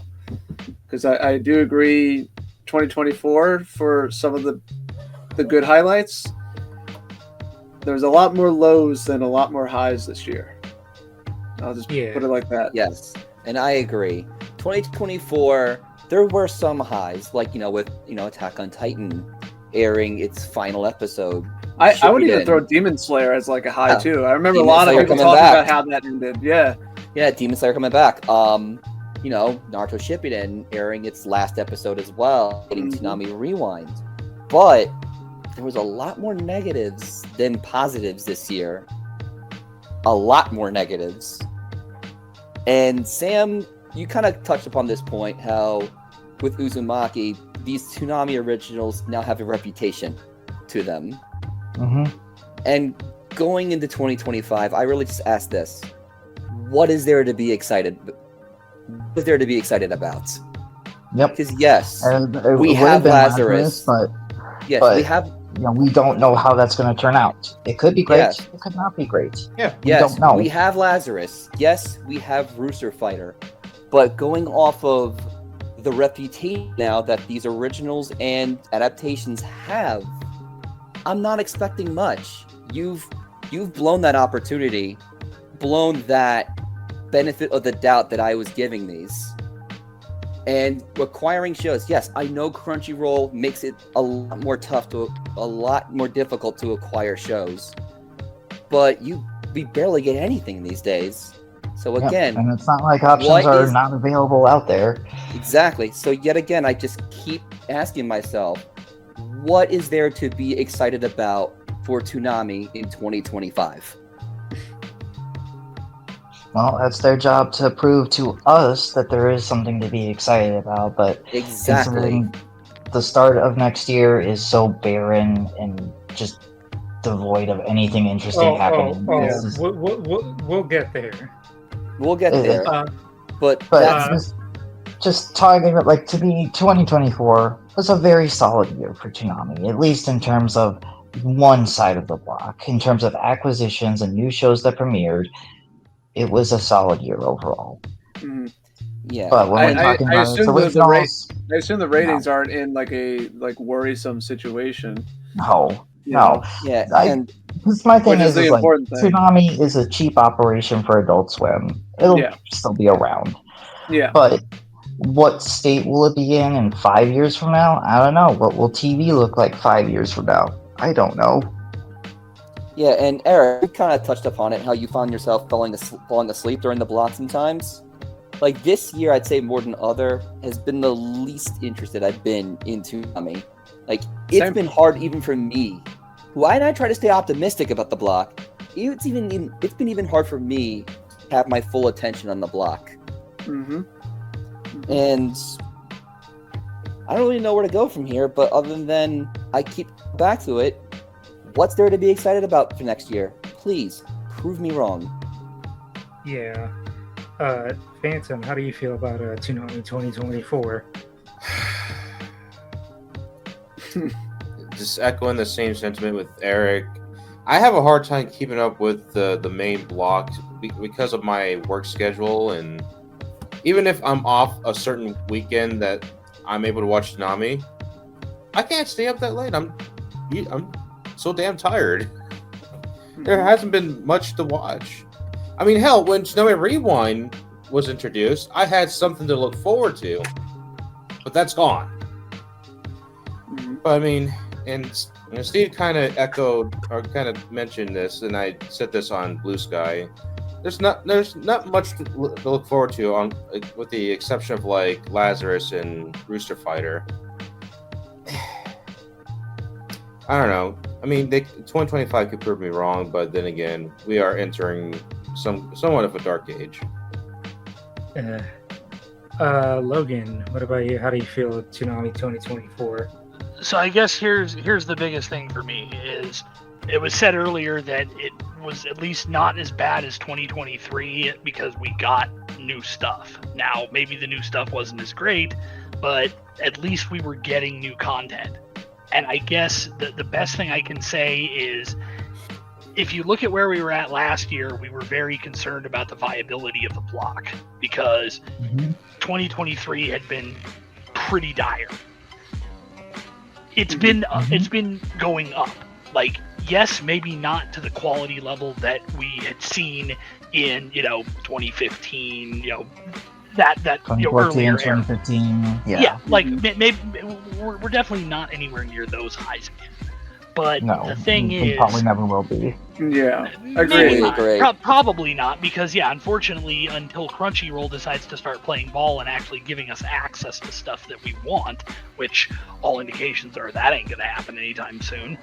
And then of course the problem is you have stuff like Toho is locking distributors out because now they're doing stuff themselves. So while yes, there is an avenue for Adult Swim to potentially reach out and form a new partnership there, they've got to actually make that effort. And unfortunately, at least this year, they spent most of their budget on these, I guess I have to call them failed originals. At the end of the day, the overall reception, you can't call them anything but failures. We've hammered it home that Uzumaki was a disappointment, but at the end of the day, if it was a disappointment, it's still a failure in a sense. So the thing is, I would say that Uzumaki was a failure because it just did not do well. And the problem was it got too much. It got too much negative press to even those of us that were like, hey, look, there's a lot of good about it too. It doesn't matter if the general consensus in the public is that it was bad. Yeah, you just don't come back from that, and so it has to be considered a failure, unfortunately. So the thing is, it's like yes, if they dial back spending their money on these failing projects and maybe try and establish some relationships with some of these distributors directly, who are, we've seen it with Toei. They are holding back their TV rights wherever they can. And granted, as far as we know with Dragon Ball Daima, okay, fine. Maybe Crunchyroll decided to pay the money to snag it. Fine. That's the nature of business. There's only so much you can do. But if Adult Swim would spend the money on making these relationships, we can hopefully see another improved year. Yes, it's going to be slow going. And there's not a whole lot of prospects early on right now, but we at least know there's some stuff in the pipeline. So we've got Lazarus, we've got Rooster Fighter. Hopefully there's some strength there. I just don't want them to turn around and go like, okay, let's say Lazarus does great. I don't want them to turn around and be like, well, okay, we had 9 failures and 1 success. Well, let's just keep this train going. No, learn from where your victories came from, and focus 100%. That. And to talk about it for a minute, it's just like Lazarus is not a fix-all solution. It's just like, okay, if that turns out great, good for it. Now Rooster Fighter has to be great, and then the next original has to be great. It's a trust thing now. You now have to rebuild that trust up with your audience that you can deliver on these things. Right, and that's the thing, is what they need to do is, if Lazarus is a success, what they need to sit down and do is, you can't go, let's do more of that. No, what you need to do is you need to look at and go, okay, here's why this failed. Here's why this failed. Here's why this failed. This was a success. What did it do differently? Now, what do we apply those lessons to on our next project? That's the thing. You can't try to recapture the lightning. You just have to learn the lesson. Basically, if they get into, let's just say Lazarus is a success, don't Rick and Morty it. Yeah. Well, and the thing is, it's like, we've said time and again that, Jason DeMarco is a guy who knows quality anime, but he does not know how to make quality anime. Agreed, 100%. And the thing is, sorry, Jason, I love you, but it's true. I mean, I think Jason's a great guy, and he's done more than a lot of people can say for the anime industry in America. So I never credit him for bringing it here in the first place. Right. Yeah, I will never take away his victories and his successes in that, but you gotta know when you're just fighting a losing battle. And and yeah, that's hard to accept. I get it. You're pouring your passion and everything into these projects, and when they don't go well, that hurts. I get that. But the thing is, like, that's the biggest thing I can say is that they need to learn the lessons from wherever they get their successes when they get them, and apply those. And if they can do that, this slow upward trajectory, even if it's still a slow upward trajectory, it's upward. It's better than going down. Yeah, 100%. And the thing is, at the end of the day, we're a year on from a miserable year last year in 2023, and the block's still here, and it's going into 2025. So, it has life in it still. You just have to nurture it, and you just can't let it. You just can't let it slip. Mm-hmm. Yeah. Agreed. 2024, and now 2025 soon. But moving on, because I know we went on too long. So, Invincible Fight Girl, that came to an end. I'm gonna be honest, because I haven't gone back to rewatch it. But I will say this show surprised me because I knew nothing about it. It just kind of came out of nowhere. And like we knew that it was coming to Adult Swim because they briefly touched on it in Comic-Con. But yeah, it came out, and wow, that show's great. Like, oh my god. Yeah. I was just like, because at first I was just confused. I was like, why are we? Because the previews for it was like, this is a kid's cartoon, man. Why? Like why is this gonna be on Adult Swim? And then the first episode, this girl gets beaten like within an inch of her life, and I'm like, oh. And then the future episodes too were kind of like going like being better. Like clearly there was anime references galore. I mean, like the last few episodes was a freaking tournament arc. Let's be real. And Roll the video. Cue the Giga quote. Roll the Giga video. And then I swear to God, like there was that one scene which I made a post about, and one of the animators retweeted. So they knew, where there was one shot where it was clearly from Naruto, like from their final battle, and yeah, I was like, wait a minute, and it's like yeah, and I don't really, I got no thoughts or not much thoughts on the story, mainly because okay, she wants to be the greatest wrestler, and this lady, like this one-time great wrestler, is clearly like, don't talk to me about wrestling anymore, and she's just trying to get her out of her way or whatever. So give her an impossible task, and what do you know? She clears that impossible task. But of course, there were bumps along the way. Can I just say the severe whiplash I got from the Birdie episode? Like, I'm like, okay, it's clear that this girl's like the daughter of these two, but like it can't be that bad. And oh my god, it was that bad. And then it got worse because these parents are just god awful. Like Jesus Christ, like she turned into a Hulk, and they were throwing trash at her, and y'all just continue to throw trash at her. Like, what is wrong with you people? And then clearly they're trying to set up another, more stuff for a second season, which at the time of this recording is unknown. Like it needs a lot of talk and buzz and hype to get a second season. So hopefully I don't think it will, because the show did nothing on Max, and they're probably looking at streaming numbers along with how it did on Adult Swim and engagement online. Nobody was really engaging with this show, unfortunately. So I don't really think it's going to get more episodes. Fuck. Which is a shame, because I really liked Invincible Fight Girl. Like I did too.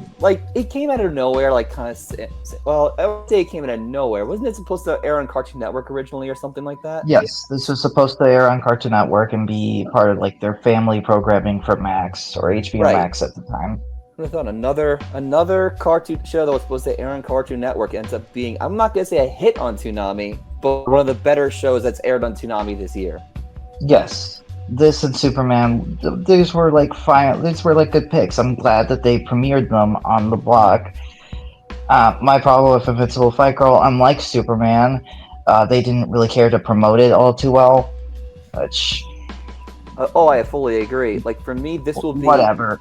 Like, like an yes, underrated yes, gem. it did air on like TBS, like after AEW or whatever. But I'm like, why would you do that? Like, I guess that's fine cross promotion for one brand, but I just don't think that audience is going to be sticking around for that show.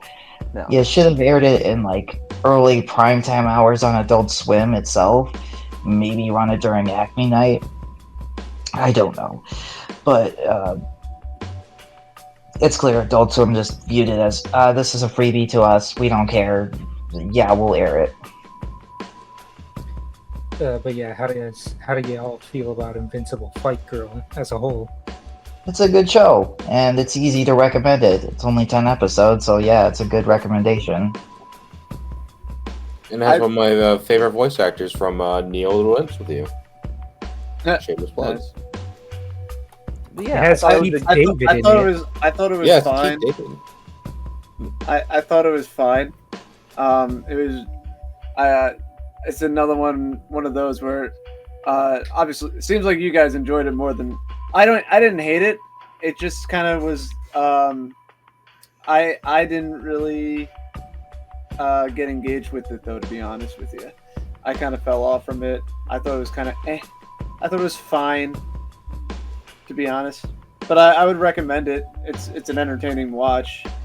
But for me, I just was like, it's okay. Yeah. Didn't really do much for me, not gonna lie, to be quite honest with you. But it is what it is. Yep. Sadly. Sorry. Steve, Being honest. Steve, how did you feel on Invincible Fight Girl? I think pretty much said it. Like it was good. I liked it. I'm glad it aired on the blog, and maybe it was for like, maybe I was their target audience in a way, because I would not have watched it if it wasn't on Toonami. Like I wouldn't have. Yeah. But so I'm glad it aired on Toonami, because, like I said, I probably wouldn't have thought about watching it anyway. But it did. I'm glad I was able to watch it. Will it get a season 2?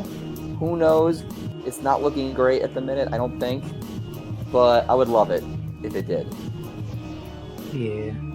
Logan, did you watch Invincible? Logan, did you watch Invincible Fight Girl? I only watched the first episode. I mean, it would seem fine. Just it didn't really catch me. I might sit down and watch it now that it's all fully aired and see if it grabs me a little better. I mean, it seemed fine. It's kind of one of those things that it's like, given everybody's opinion that it's not going to get picked back up or anything, it's like, do I spend my time with it? I mean, it feels bad when it's like that, because it's like, oh, what if I'd watched it? Maybe it'd get picked up. And it's like, no, one more viewer ain't going to make a damn bit of difference. Yeah, no. No. But no, I mean, like I said, it was fine. It just wasn't really my cup of tea. I mean, like I said, I might give it another chance though. But yeah, I mean, like Invincible Fight Girl came and went, in a sense. At least it was content. Yes, it better than Ninja Kamui.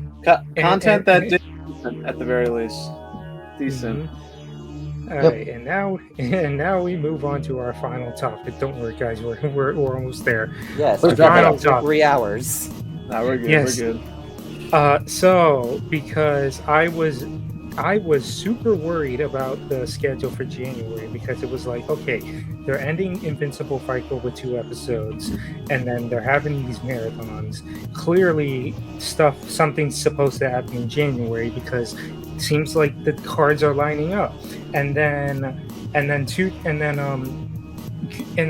fuck, I just had it and I lost it. Oh yeah, no, and then they had My Hero season 6 rerunning. So I'm like, okay, clearly they're gonna get season 7, right? Because why would they rerun season 6? And then not only that, but then Toei Animation announced that, oh, the English dub of Dragon Ball Daima is coming January 10th to Crunchyroll, and I'm like, potential Toonami announcement? Because the other thing was that the promos for Mashal and Blue Exorcist, like for the next episodes, they said returns January 11th. I'm like, 11th, but the first Saturday is the 4th.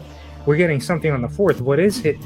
But then Rewind got canceled. My opinion changed once Rewind was canceled, because then I'm like, oh no, they're gonna put Sailor Moon and Naruto on the main block, aren't they? And I was just like, I'm so scared, You guys. were I'm scared. I'm half so right on that. I'm so Yeah. scared. And then we got the January update, and I'm just like, what the fuck, guys? Because what is it? We're starting with Mashal, then 12:30 is a rerun of Invincible Fight Girl, then 1 is Blue Exorcist, 1:30 is One Piece, 2 o'clock is DBZ Kai, 2:30 is original Naruto, transitioning from Rewind, and then 2:30 is Rick and Morty the anime. What the hell? Oh wait, no, and then an Uzumaki English dub marathon on the 4th, which is like, I'm not too mad about. what?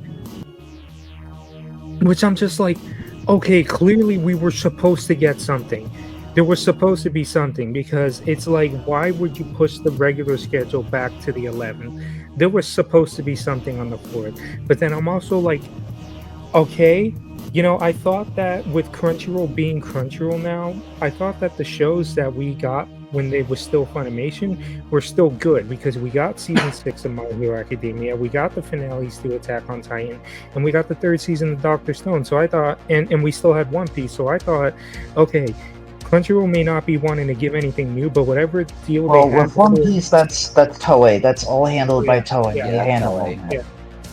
But so I'm assuming, okay, so like we should still be getting new seasons of My Hero, Dr. Stone, and all that. But then season 7 of My Hero came out like all the way back in like June of 2024, and it never came. And I'm like, okay, it has to come at some point. They reran season 6. It's not there. And I'm just like, why did they rerun season 6 then? What was the point of rerunning season 6 if there was nothing after that? And then, I'm sorry, massive elephant in the room, where the fuck is Dragon Ball Daima?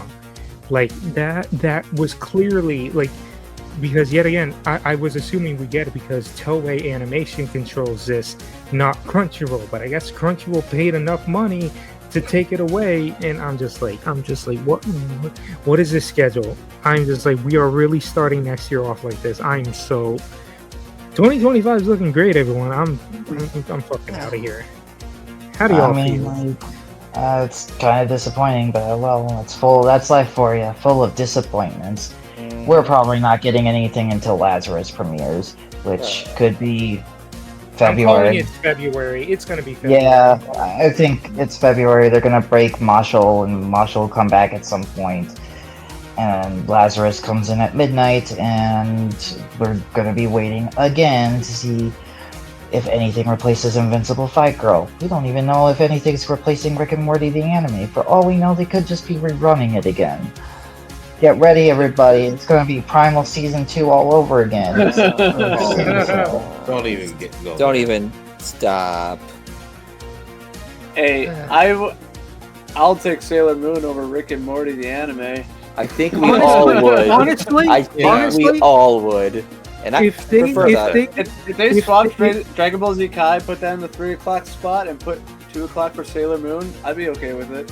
Oh, for honestly, sure. I like Sailor Moon. It'd be great. If the rerun from Rick and Morty ends and it's Sailor Moon replacing it, fine. Not gonna put it in there. No, but I'm still, yeah, I would complain. But I'm still like, what the hell is going on here? Clearly, there was gonna be something because they pushed the schedule back to the 11th. But no, we're just getting another Uzumaki marathon. I'm like, okay. Because they announced the dub of Daima on January 10th, and I'm like, this lines up somewhat. Like, so I'm just wondering what the hell happened. But of course, we'll never know anymore because Jason's no longer on social media, and we're just going to be left in the dark. But yet again, how does everyone else feel about the January schedule? It's whatever. Yeah. Same. I've seen worse. It's been worse. It's been worse. It's not great, but it's been worse. Yeah. It's just a disappointing way to start out 2025. Like, we had such a strong start in 2024. We ended on the whimper, and we're gonna start with a whimper. Yeah. But it's just like, yet again, I said this earlier. It's just like I feel like being a Toonami fan in this current day and age is pain. Just nothing but pain. Yep. Yet Uh. again, what is there to be excited for when it comes to Toonami in 25? Prove it. The only things I'm expecting is Lazarus, maybe Rooster Fighter, and I'm maybe somewhat expecting Demon Slayer Hashira training. I'm expecting Lazarus, Primal Season 3, maybe Rooster Fighter, and maybe the Get Zero series that Adult Swim is producing. But past that, I'm just like, whatever happens, I guess. That's kind of where I'm at these days when it comes to Toonami. I try not to predict any more shows coming to the block, given how difficult it is to even acquire shows now. Yeah. Really, I'm at the mindset of, if they get something, fine. Really, the only thing we got to look forward to is the original. And I want to give them the benefit of the doubt, but they lost my trust on that. Mm-hmm. Yep. The only thing I could say, and I'm pretty sure everyone here has the same thought. Give us Dawn to Dawn on Toonami. Please, Lord. Please. Hashtag If there's Dawn a to Dawn. god. Bro, if they get Dawn to Dawn, that would probably save the block. Yes. For sure. Oh my Hashtag god. Dawn to Dawn save Toonami. With the fandom with like how popular Dawn to Dawn has gotten, I wouldn't be surprised if the ratings soar just because Dawn to Dawn's on the block. It would Also, be this- incredible. Right now is the time to strike on it too. Oh, for sure. If it's available, Yeah, they like, have to jump at it. if it While the does iron come to is the hot. block, and maybe it's because this was on 100 came, I expect like if it even happens, would be in like April. Yeah, Uh, something like that. Sure, but who cares when it happens? Just I just if want they it to make happen. that happen, just make it happen. I don't care. Right. Make it happen. Well, Like, and it's the the perfect thing Toonami is, show. it's the perfect time to strike because it's just coming off the heels of that article where they pointed out that somebody at Crunchyroll was like, "Don't even promote this show because it's the most popular show out there. We shouldn't be promoting it because it's not solely on our platform." That's Yeah. the perfect thing to do then, is to put it on yet another platform and watch it do good, because the only thing Crunchyroll will be able to look at is go, wow, look, they put it on Toonami and there's even more eyes on this show, making it even more popular. Maybe we should Exactly. reconsider this. Now, and the discussion do for I the show think- is still ongoing. and it's like, do I think that the idiots that run Crunchyroll now, and I say that knowing full well that, the people I work for have business relationships with them, but I'm sorry. The people that are in charge of Crunchyroll are not the people who used to be there 10 years ago at either Crunchyroll or Funimation. The Yeah. people that are there now It's are Sony. C-suite, money-grubbing idiots Sony. that don't understand the industry, Mhm. and all they're doing is shooting themselves in the foot just because they think that that they should be the most important, and putting something on Tommy and having it do successful would be just an absolute kick in the face to them. And like I said, I don't think they're smart enough to actually learn a lesson from it, but it Nope. sure would be nice.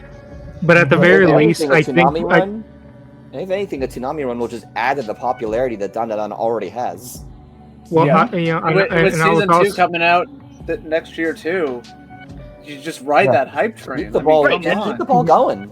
And then all that does is Perfect opportunity. it just drives people away from Crunchyroll if they're, because I don't recall, did Crunchyroll even stream it day and date with the other platforms? Because I was They supposed did. They did. Yeah, they it's on did. it's on Crunchyroll and Netflix. Yeah, because I And was Hulu. watching, I was watching I on believe it Netflix got because they added had to the better, Hulu later.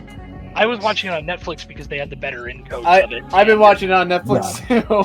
Yeah, So- and that was the thing. It performed best on Netflix. Right, and that's the thing, is it's like, anything that drives them away from Crunchyroll, again, is just spiting them. So, it's like, yeah, keep it up, guys. Right now, on principle, when season 2 airs, assuming it ends up on the same platforms, I won't watch it on Crunchyroll just out of principle now. I'll just continue and- my run on Netflix. I don't care. And I was also going to say too, this is also because Toho is the one in charge of this. Because if they can somehow manage to get a deal with Toho, and that means new anime by Toho, if they're the ones that are handling the distribution, That would be like a great partnership right there. Can we I get a mean- Godzilla animated show on Toonami, like a new one, not a crap one, or any of the crap Netflix ones, like an actual. You're gonna get Godzilla Ninja animated? Mechs and you're gonna like it. Ninja Kamui season Hey, 2. hey. Silver does all the thumbnails. Hey, hey, throw that in with the Godzilla stuff. I'm so down. Do it. But yeah. So, final thoughts on January scheduling. Eh. Hitting I've me already this- said it. Could be Yeah. worse. I'm but a happy. I'm disappointment. happy. I'm happy. One Piece, Dragon Ball, and Naruto are on the block again. It's funny. fun. I Yeah, mentioned they're how I again. caught up to. It's funny Kind of how I caught. sarcastically, but you know. Yeah, I imagine it's funny how way earlier in this podcast, I said I caught up to One Piece. I started the journey when we were in Dressrosa. We're still in Dressrosa. Yeah. Alright, well, I guess this wraps it up. This went on way too long. I was not expecting this. I didn't think our last podcast would be beaten with the length, but here it is. Oh god, this is 4 gonna be a hours? night. No, This is gonna be No. this is gonna be a nightmare to render. I already know it. Hopefully with the 3070 it should be easier, although I gotta see when I'm getting that installed. Yeah, so overall Toonami 2024 better than 2023, but in my opinion felt like it had more low points in my opinion, and 2025 is just starting out so poorly, and I'm just hoping that I could be proven wrong. But at this point, like I said, I got no expectations. But with that out of the way, you can find me on Twitter at Samster299, Blue Sky Samster299, YouTube channel, same name, which, please, for the love of God, watch the tier list. I put so much time into that, and I barely even cracked like 500 views on one of those. Like the most views I gotten on one of those videos is like, I think 440 something.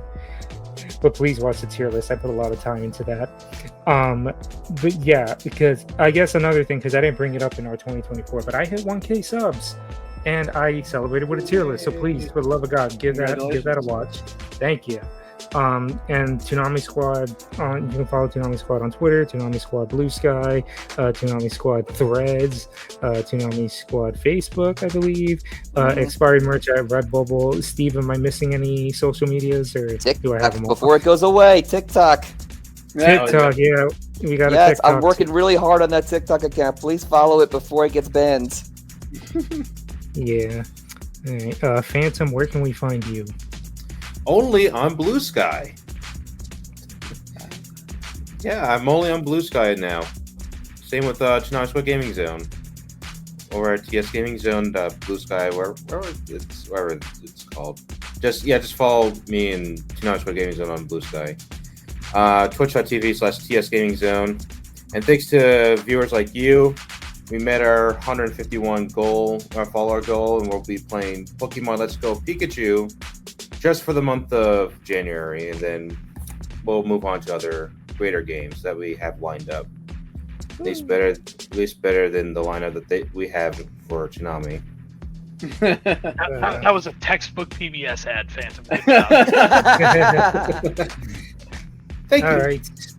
All right, Steve, where can we find you? All right, you can follow me on Blue Sky at Zenvest. That is XENVEST at bluesky.social.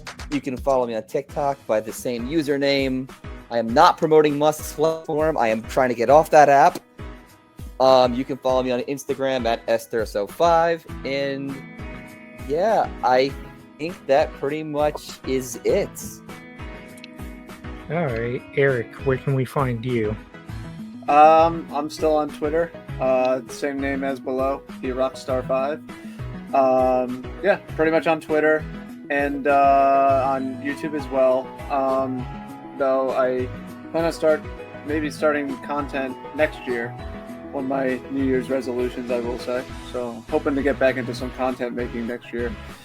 So, but mainly I'm on Twitter X, whatever.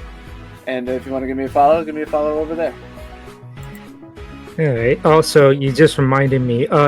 Speaking of my channel, real quick, stay tuned on my channel because within the month I will have a separate discussion on Lord of the Rings: The War of Rohirrim, with me, Sam, SE Universe, Sketch, Toonami Faithful, Kuro Kitty, and a friend of mine. I don't know what name he wants me to refer him as, so I'm just leaving it as friend of mine at the moment. Sam, where can we find you? You can find me on Blue Sky at SZ Universe. And Logan? You can find me on Twitter at Mullis1, on Blue Sky at Mullis, and if there's any other platforms that I signed up for, I don't think I actually use them, so they don't really matter. Yep. And quick note on our Sky account, it's not at Toonami Squad at bsky.social, it's at toonamisquad.com. We're verified on that account. We are verified, Go technically. me and Steve. Hooray. All right, guys. I know this went on long, but we finally made it. So with that, everything said, I hope you guys have a happy holidays, happy new year. We'll see y'all in 2025 with the first podcast of whatever happens in January and February. Yep. But so long. Take care. Happy and New Year, see Toonami ya. community. Love you Happy guys. Happy New holidays. Year. Toonami Later. faithful too. Later.